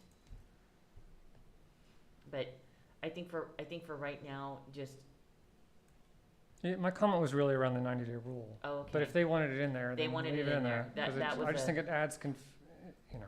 And the seating chart, That that's something else. that was requested to be in there from Okay. the beginning. so it looks like you would like to have board approval on the protocol, even though we're going to accept it by your, that we can't make it less. I guess, You can't make it less, you can make it more. So if you wanted to say, hey, Becky, We want no, more. no one's going to come back to school unless they have a negative Bionex test, and we don't care if it's day 10, 11, 12, 13, or 14. I mean, Okay. you could do things like that. I Yeah. wouldn't recommend it. Right. Okay. well, Any doesn't matter. questions or, yeah, Well, I just don't, if the numbers are coming down, then why are we keeping kids out of school longer? Because that's it's essentially only what a this is population, doing. a population of kids are going to have to stay So- home longer. I mean, I don't know, I They just can come feel back like, before day 10, but they have to show a negative Bionex test. but don't they have to be vaccinated for that? Right. No, Well- anybody. But this is saying that if Confusing. you're living in the Anybody who gets home. COVID is a number 5. That's vaccinated or unvaccinated. So anybody with COVID is a number Oh, 5. I was looking at the symptom, the. Number okay. 2, you were looking Yeah, at number 2 that two. says if they're living in a home with someone with COVID, they can't return until after 10 days. I don't know, I'm confused With on a why it negative. had to all change when It- the numbers it's- are coming down. It is, that's the other thing, is there are other states that have been doing lots of different things for a year, and I just wish that we don't have to reinvent the wheel, anyway. But this Okay. seems overly complicated and that I've ever seen when I've looked around. I promise Yeah. you. It's and it has greatly improved, because I remember when it was 14 days. Right, And right. so now we have, and then it was 5 to 7, and now we're just 5. So it doesn't feel like it's improving, but it really is. I think it's just not moving fast enough for people that feel like, especially if you've experienced COVID, and I've heard of people having it for 3 times, and it just, you start getting accustomed to the language and the virus, and I don't want to belittle it either, but people are just impatient. So if there are no other questions, may I have a motion? I will move to approve item 10.2, FUSD 2021-22 COVID-19 district protocols. With the one revision, With the or revision. the striking of EpiPen. I would say EpiLink. at this point, leave it all in. Okay, Because it's on the Mendocino County Public Health took this document, and we created one for them with, Okay. instead of the Fort Bragg emblem, it's their emblem. okay, And it took out all the action plan and all mention of FBUSD. So if you wanted to mirror what's going to Okay. be on the Mendocino County Public Health website, I would keep it the way it is. okay, so Leave we it will, as is. yeah, strike the revision just as written. And just for your notation, there's no public comment. Thank you. Is there a second? I'll second. Thank you. And roll call, please? Trustee Schneider, Yes. Trustee Matson, Yes. Trustee Paoli, Yes. Trustee Makla, Yes. Trustee Babcock. Yes. Motion carries. Okay. And then 10.3 is COVID-19 safety plan. Good night. Yes, so every 6 months, while we are in COVID conditions, we are required to update our prevention program. So this is the old prevention program, and we needed to do some work with it because DTS, our document tracking services, didn't have a lot of the updates. So we were able to get those in here. So that's why you're seeing it in a different format. So this is updated to match the COVID protocols that you just passed, and this is updated to match the Cal OSHA rules. Okay. Does anyone have any questions? Is there public comment? There is no public comment. And this has to be done, the safety plan, every 6 months? Every 6 months. So we did it last time in August when we Mhm. started school, September, October, November, December, January, February. And so that's why we're doing it now. Mm-hmm. So hopefully next August, maybe that'll be different. Nope. Yep.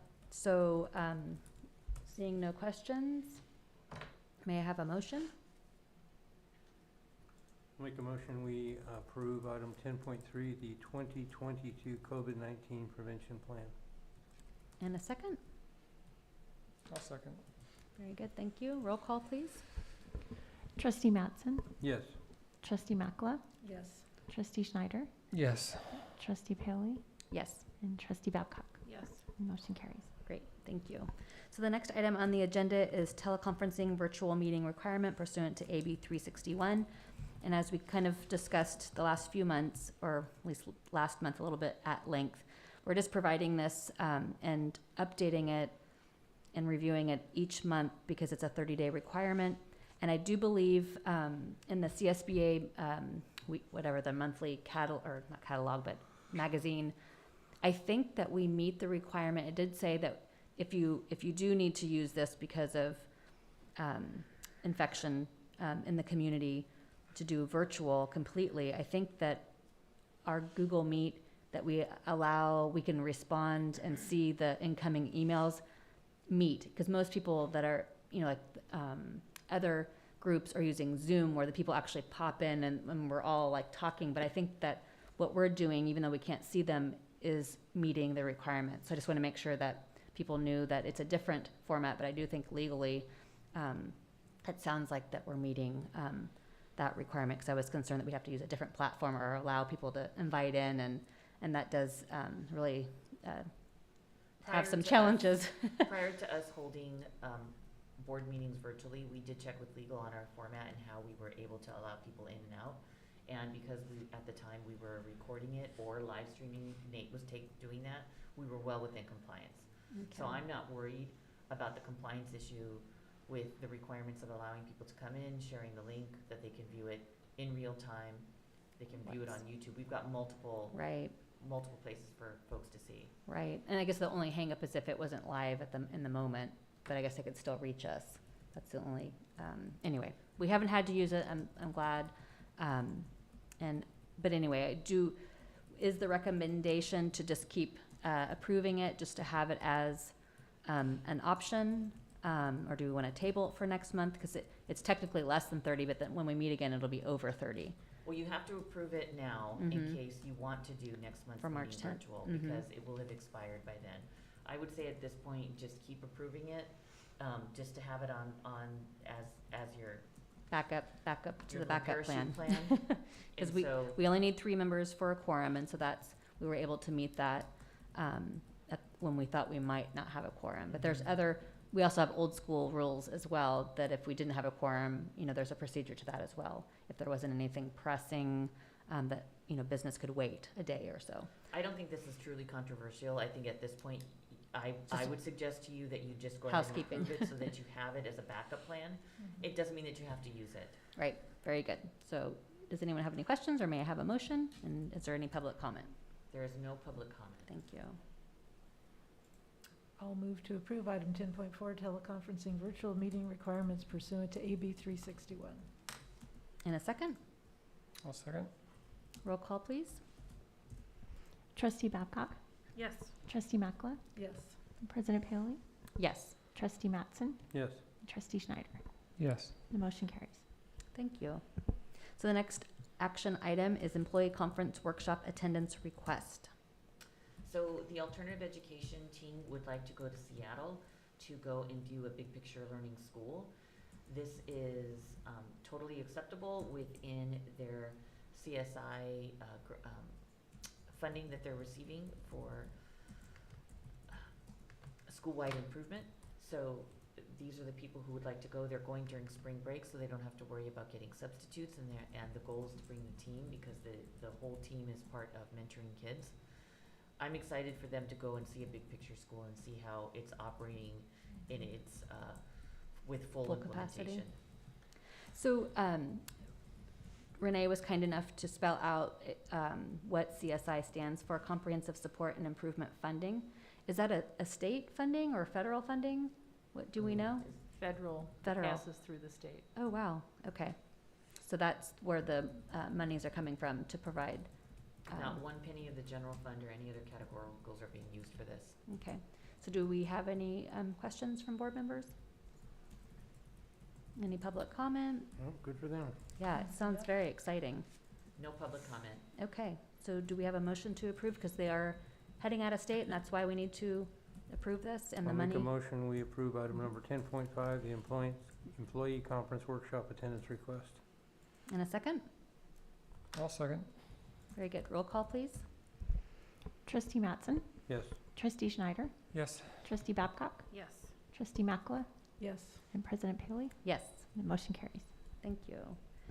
So 10.6 is GMP increment 1 for Redwood Elementary construction. Yes, please. Yeah. So this is what you need to pass in order for us to begin the work. So if you decide, or let's say we forgot to do this, we would have to have a special meeting Okay. before they could bring the fencing in and get started. So this is allowing us to begin construction. Am I saying this correctly? It's allowing them to begin site work. The first phase. Well, Site work is the first site work. And this is what I was asking about, if anyone had any questions, how the numbers came about. And it sounds like it was definitely collaborated with our construction manager along with the contractors. Because I couldn't tell you if these amounts and the contingency amounts are reasonable, but these people do this for a living, and I would think that they would definitely know if it wasn't within range. Are there any questions or comments from the board? Is the contingency percentage enough, do you think? For this phase, yes. Okay. I'm just used to seeing 10%. So it says 5. Mm-hmm. This is a different level, that you will see other things that will have higher contingencies. This is a Groundwork. dried part of the process. Thanks.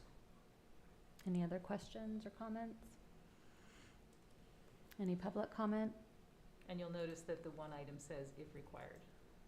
So there, Would you say, I'm sorry, Wendy, would you say?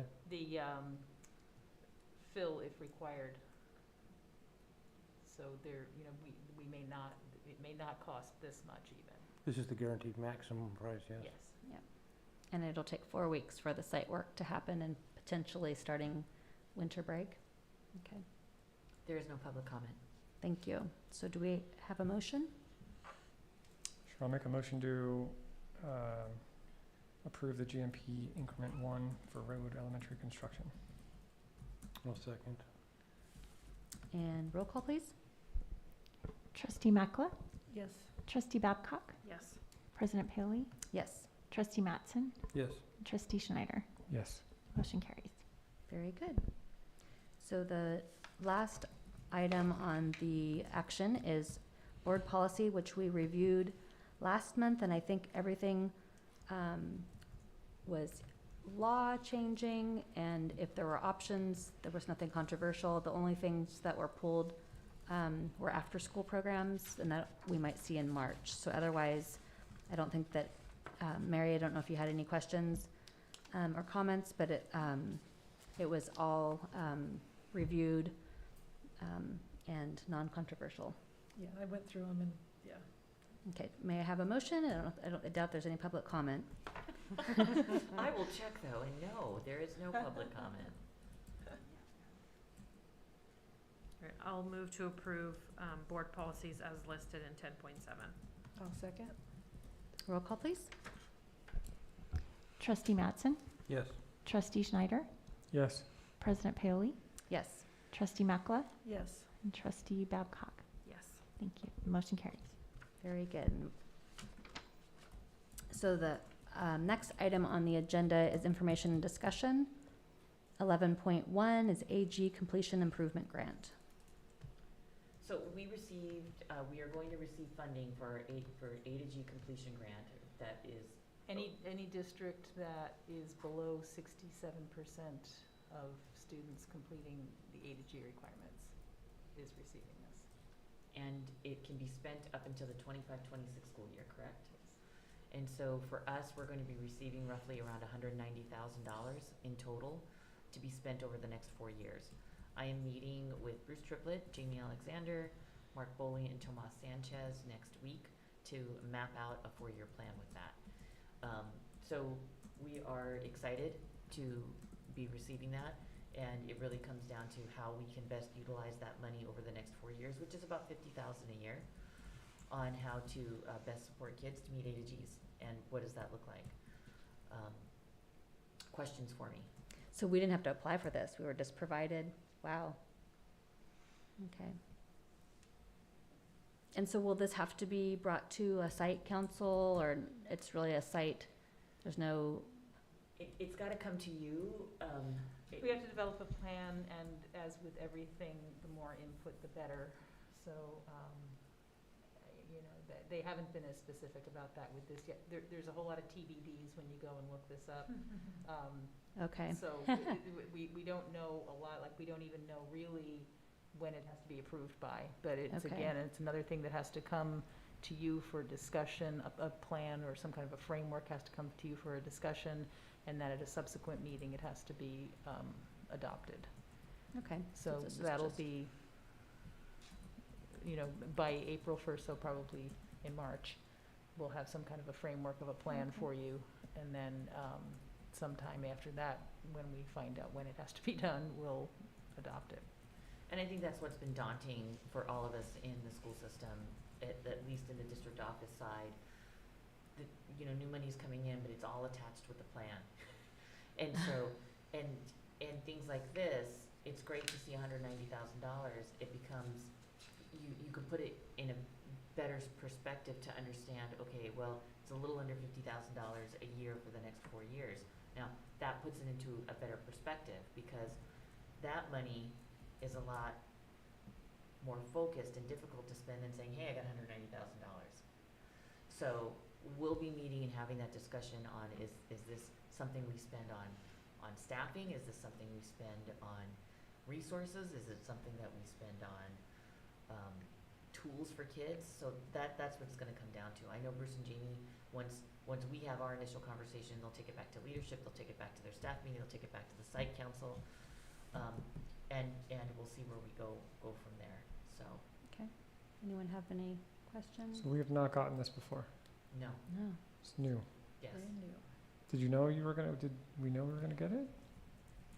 I have known that it was out there for a few months, but Okay. again, they were all, you click on the link to it and there's nothing there yet. We finally just got the probable allocations and the information that it was for schools that were below 67% on completing A to G. What's been difficult for us, and I will say for me, when Wendy and I have conversations about these pots of money that are coming to us, I have to tell you, I'm incredibly nervous. I don't feel comfortable saying, ooh, let's come up with a plan and let's start spending it now, until we really know what the parameters are. The state has trained us very well to know that if we don't follow the parameters, then they're gonna take the money back. Well, that's an act of futility, to start planning something when you know what the rules are.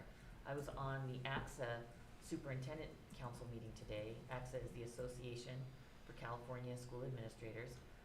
And Michael Funk came on talking about the ELOP money and how it's another pot of money. And again, it was, don't worry about the plan, just figure out what the needs are. No, wait a minute, that's not how we've been trained. And so what's been difficult with this pot of money is that, yes, we did know it was coming down the pike, but it wasn't appropriate for us to even have the conversation if we didn't know what the allocation was and we don't know what the rules are. And do you know the rules at this point?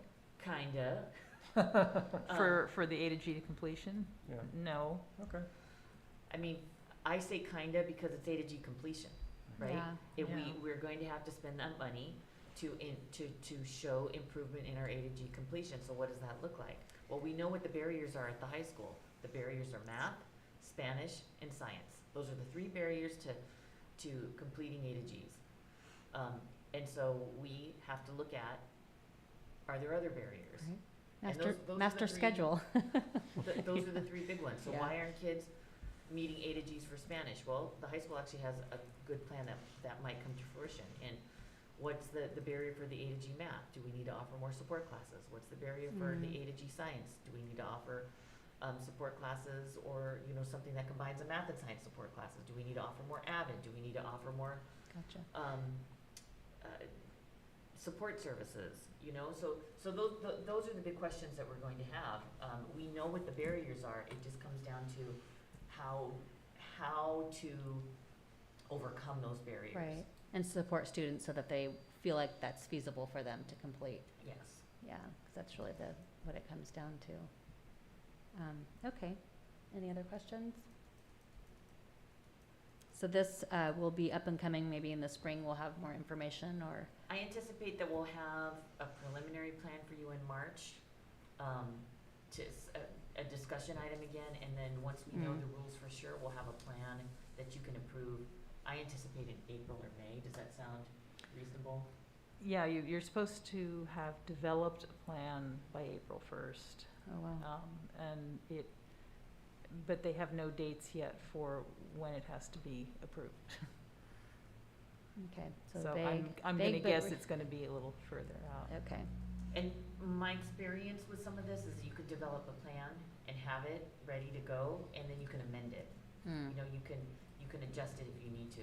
No one likes that, to be quite honest with you, but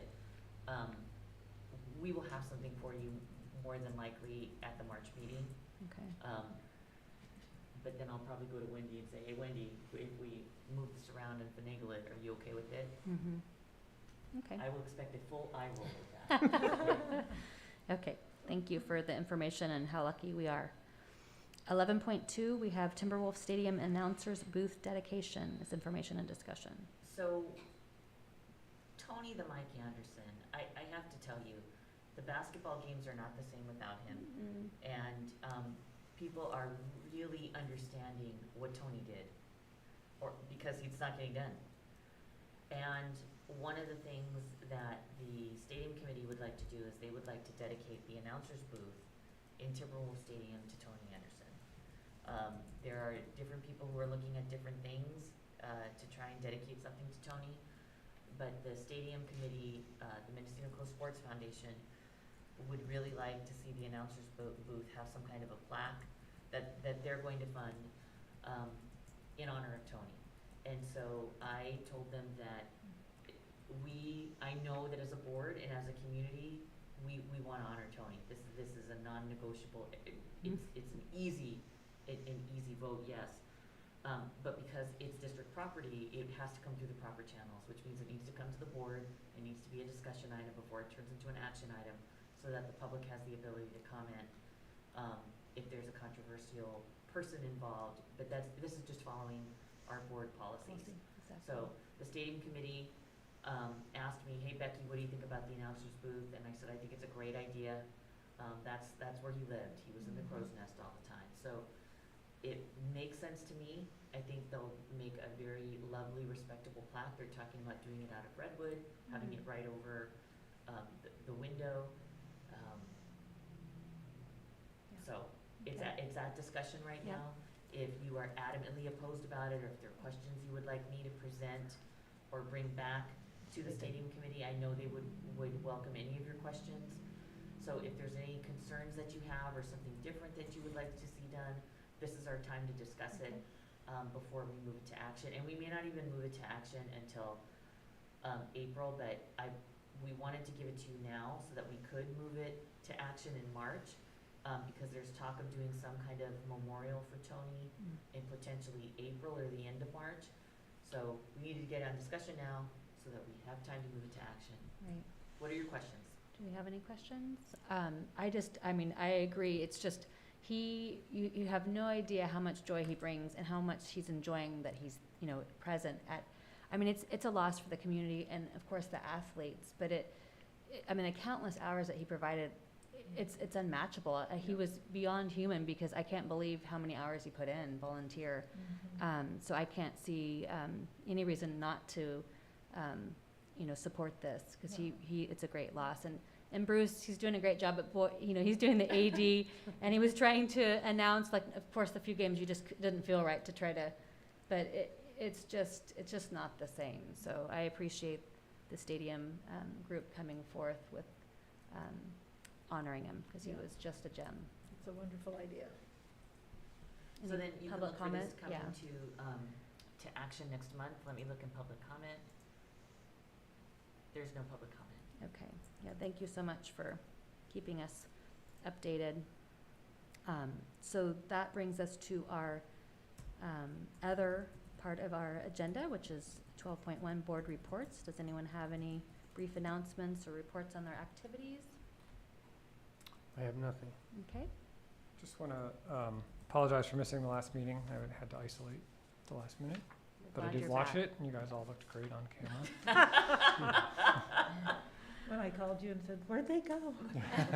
Oh, right. We kept looking for you, Yeah. and then we just gave up. Well, I apologize for missing last month as well. I did attended MECA. What does MECA stand for? Why do I not ever know this? Let me look it up. I have to look it Yeah, up well- every time. I'm writing it down this time. Mendocino, yeah. Maybe it's not even Mendocino.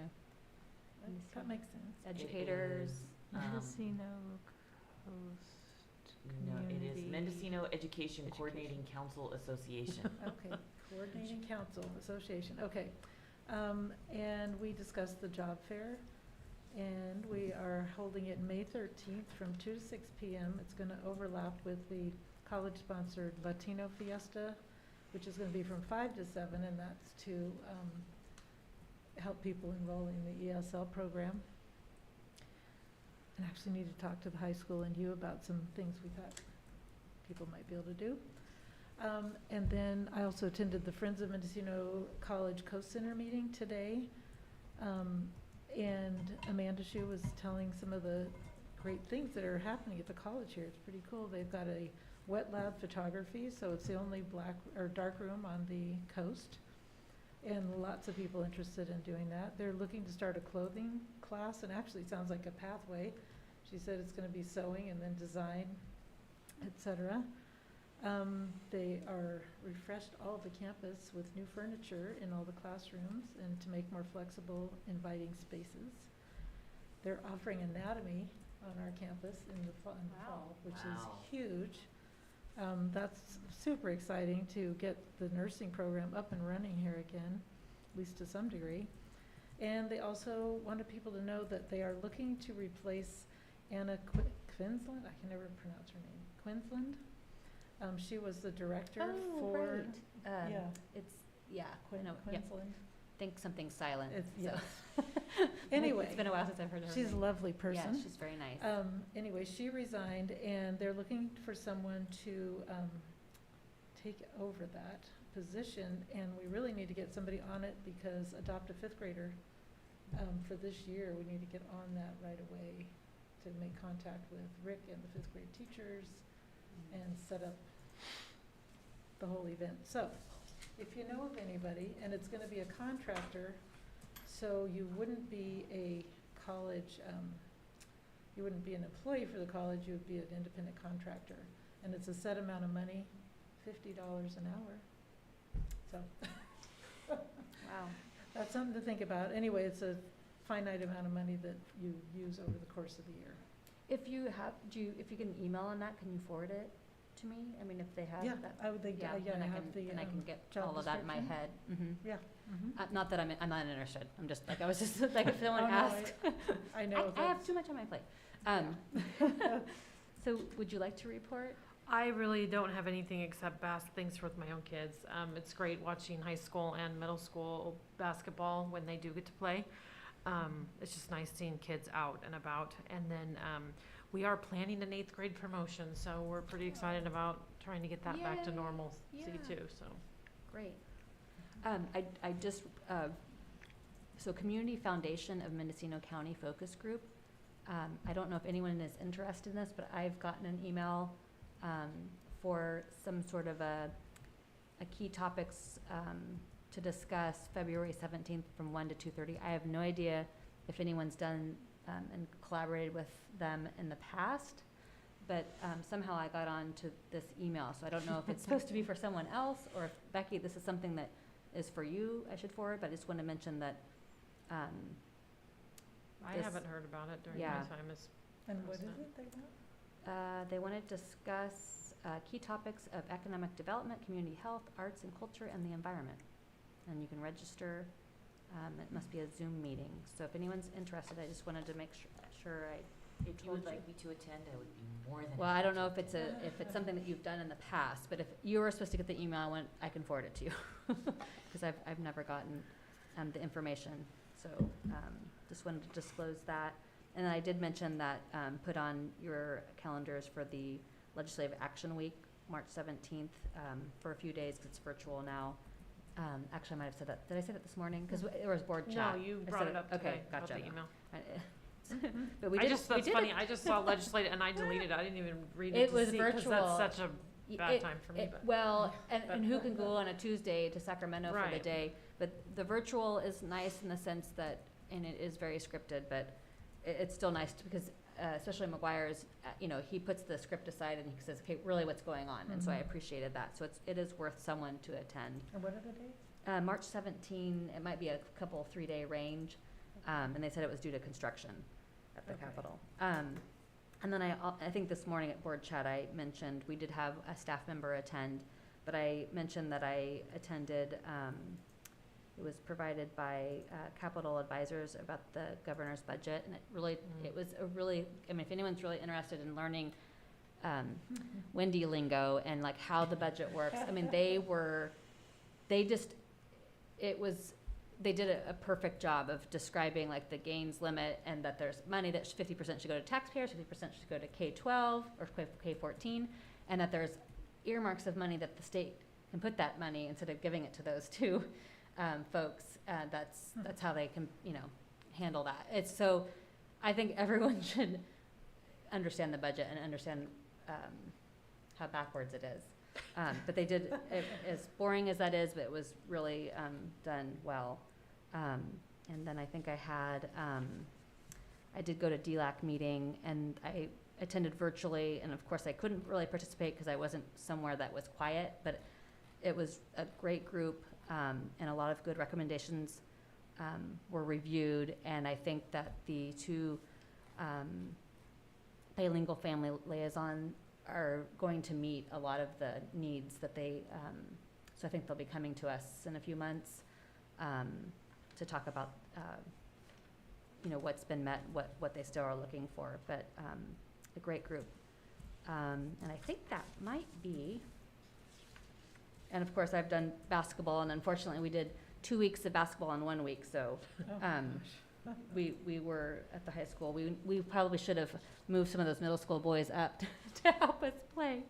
That's a lot of games in 1 week. So I'm gonna stop you. Yeah, sorry. We can never suggest that we're gonna move them even. No, even adjust, okay, yeah, even that's, adjust, haha, even that's funny, adjust. that's a bad joke, sorry. Okay. Yeah, no, just saying that that's a lot of games even Yeah. for young kids. It was like doing a tournament, 2 tournaments, 3 tournaments in 1 week, which is a lot for the There were body. games on But yeah, Sunday, for heaven's sakes. Oh, really? yeah, the first time ever, Yeah. hopefully the last. But yeah, sorry Let's to hope. make that bad joke. Sorry. Thanks for clarifying that, that's a no-no. That's a touchy CIS rule.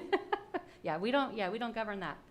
And I think that will complete our board reports, and we'll go on to advanced planning suggestions for future meetings. And Renee had put on board workshop to be scheduled in April, and we did, given with the Omicron and everything going on and with everyone's schedule, we decided to push out our board workshop. And so anytime after April 18th, is that the new date for tax? So I'm available. I mean, we should probably just have a doodle, but I'm available any Saturday, I think in April and May. So we just need to work with Superintendent Walker's schedule and then go down from there, because we should meet before the end of the year. I mean, I guess we could do it in the summer. I mean, it's possible, but that's always tricky too with everyone's schedule.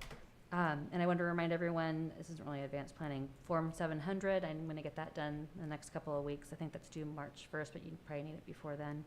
March 31st. 31st? Oh, 31st? Oh, that's, Just please do it now. But the week before. yeah, because you need to get the wet signature. Yeah, I'm going to do Those it. of you who haven't done it, you know who you are. Yeah, no, I need to do mine. And I it's- haven't done, somebody's, wow, I wish I'm telling you folks. I wanted to, but The retired lady did it. yeah. Oh, thank Well, you, no, Mary. if I didn't have Make us all 1,200 look bad. No, I've got it on my list that's, Oh, yeah, that is. for sure. I'm telling you it's real. If you don't do it, you get fined. I opened it and I saw the deadline, I'm like, oh, that can wait. I know. Sorry, Well, I'm gonna send it to you again. Yeah. okay, I'll do it Sunday after the tournament. Yep. And then, the only thing I was gonna bring up, and I know Kathy had suggested this, kind of an after-school table, like going to a site and maybe having, LCAP information or just our board, what do we call that? Our board manual, not the manual, what's it called? Bylaws? Handbook, governance handbook. It's like, oh my gosh, it's not even getting late. Anyway, I just think that that's a great idea, that the weather's getting better, and I know tax season's not good, but that would be, maybe I'll coordinate and talk with you, Becky, about when and if that would be possible again, and maybe what site to start at. Because a lot of people aren't able to attend or aren't choosing to attend the board workshop, and maybe after school we can, vent about protocols that we all don't like. And it does help to talk, because I don't call Becky very often to say, okay, I'm losing my grace, is there something I'm missing? And so it might help parents just to know that we're struggling as well with a lot of this, and we're tired of it, and so I just thought it might be a good time to revisit that. And maybe what we do is we look at when the parents clubs are meeting and we are there 15 minutes prior to the meeting. That's a good idea. So they're not I like showing up that. with two Well, or but three you're things. getting, Oh, we're getting the same group. It's the same, Yeah. that So you wanna group you're get- talking to. that's You true, need to they're- catch the parent, or the families that Right. don't come to meetings, don't write emails, don't go to parents club, don't. Right, so I'll call and then we'll shoot out something. Maybe both.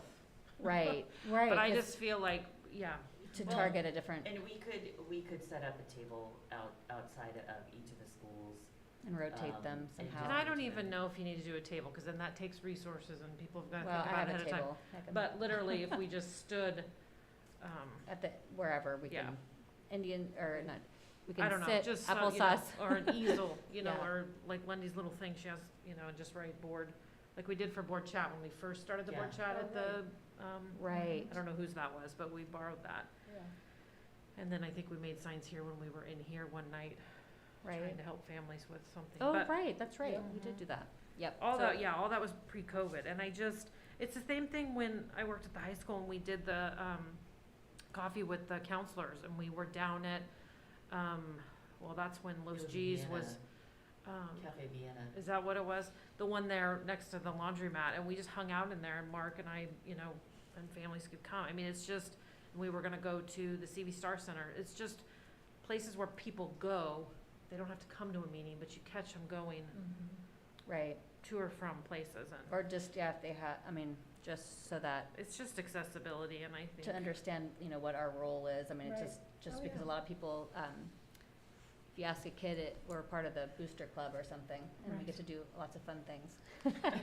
Make money. So I'm starting the Lcap Roadshow, Okay. and I'll be attending this next round of site council meetings to talk with parents and talk with site councils, and just to make it really clear, we're in the process. This year was year one of our 3-year LCAP process, so we're continuing that. Is there anything new that's going to happen with money and categoricals? We have these block grants, you know, these little pots here and there, but I really want to just stress that the additional money that we got with the LCAP plan that you saw in today's meeting is to really continue the work that we have earmarked through our community. You know, keeping the summer school going, keeping the bilingual family liaisons going, keeping the work moving forward. The intervention program, having the additional teachers at Redwood, Dana, Gray, and the middle school. So it's not like we're creating more. I think we're doing a really good job of using that money to extend it. Because I'm looking at a lot of districts who potentially are just bringing in a lot of stuff, and then the stuff is gonna go away. Right. And we're looking at what are the services our kids need that it's gonna take us a couple of years to get them caught up, or a couple of years to do things and get them in a place where they're stronger. So I like that we're doing things like we have the paper tutoring for 3 years. That, I ready, or we is that- did the iReady Ready. for a 3-year stint. We did Ingenuity for 3 years. So Mhm. I like that we're doing these long-term commitments with our money rather than just these little one-and-done Mhm. types of things. So just know that as I go out and solicit input into our LCAP, next year we're looking at year 2 of the process, and really we're looking at continuing what we're doing. If there are needs that pop up, I will absolutely bring them to you. I think we've done a fairly decent job of trying to identify as many of our needs as possible. Okay. Thank Is you. it possible to do at least one virtual, just to bring more people in? So that's all part of the Most- board chat. We could do an evening one. I know some of the site council meetings right now are virtual. Yeah, Redwood. So, and I know that the parents club meetings, the majority of them are virtual. Oh, So- okay. I should Well, ask about Redwood that. has an option, I think, and then Dana Gray might be virtual, yeah, I don't know yet, but I know the Yeah. middle school was meeting in in person. So, We can schedule a couple of LCAP meetings in the evening and open them up to the public, and have them for an hour for input, and we'll keep the agenda very light, kinda like we do for the board chat. You can Mhm. hop in anytime during that hour Right. and, have a conversation with us. Yeah, it was a nice way to connect with families, I think, and people seem to really appreciate it. because I went to a few when they were virtual, and you Mhm. definitely got, Got more people. Yeah. more people, and just that they truly were trying to express what they needed Mm-hmm. Mhm. very clearly, so. Mhm. Well, I think that the family liaisons came out of the DLAC Mhm. one, that was a Mhm. great meeting. Well, and I have to tell you, they're doing such great work. What did we do before them? So- Yes, okay, so to stay on task, is there any other questions, housekeeping, or future suggestions? There's no public comment. And the agenda setting will be Scott for next month, so we can talk further about agenda items or non-agenda items. But it looks like we have a Three River Charter School, and I think I can attend. I'm going to attend. You're gonna too, attend but as well, so- if you can't, I'll be Okay, there. perfect. And then Redwood, I don't know if you're back up, Yeah, it's on my but I calendar. I think Lundy She sent you sent the me an link, invite, and yeah. I might try to just make one site council at each site. But if anyone else, we just can't have more than 2 at a meeting. So it looks like the middle school's having a dance, how fun. And Dana Gray Parents Club meeting, I think those are virtual. Okay, so who do I contact for that? Should I just get in touch The with Ray? office, I think the office Okay. is probably, And I don't know if that dance is gonna happen. I'm Okay, assuming March 4th. It will, but, we need to see Outdoor. where we are yeah, with the virus, what the weather is like. If the weather's like today, it'll be lovely. yeah, Um, hopefully we get rain, but maybe not on But- March 4th. just so you know, the high school was supposed to have a dance, in February, and it was postponed, or I think it was just canceled. And then prom was supposed to happen in March, and they have moved Moved it. it. Okay. So, Yep. I'm all for having dances for kids. We just need to make sure that Right, it's A-okay. it's a good Yeah. time. So I think that the next item on the agenda is adjournment. Yes. Motion to adjourn. And do we have a second? No second. Very good, so moved. I see no objection.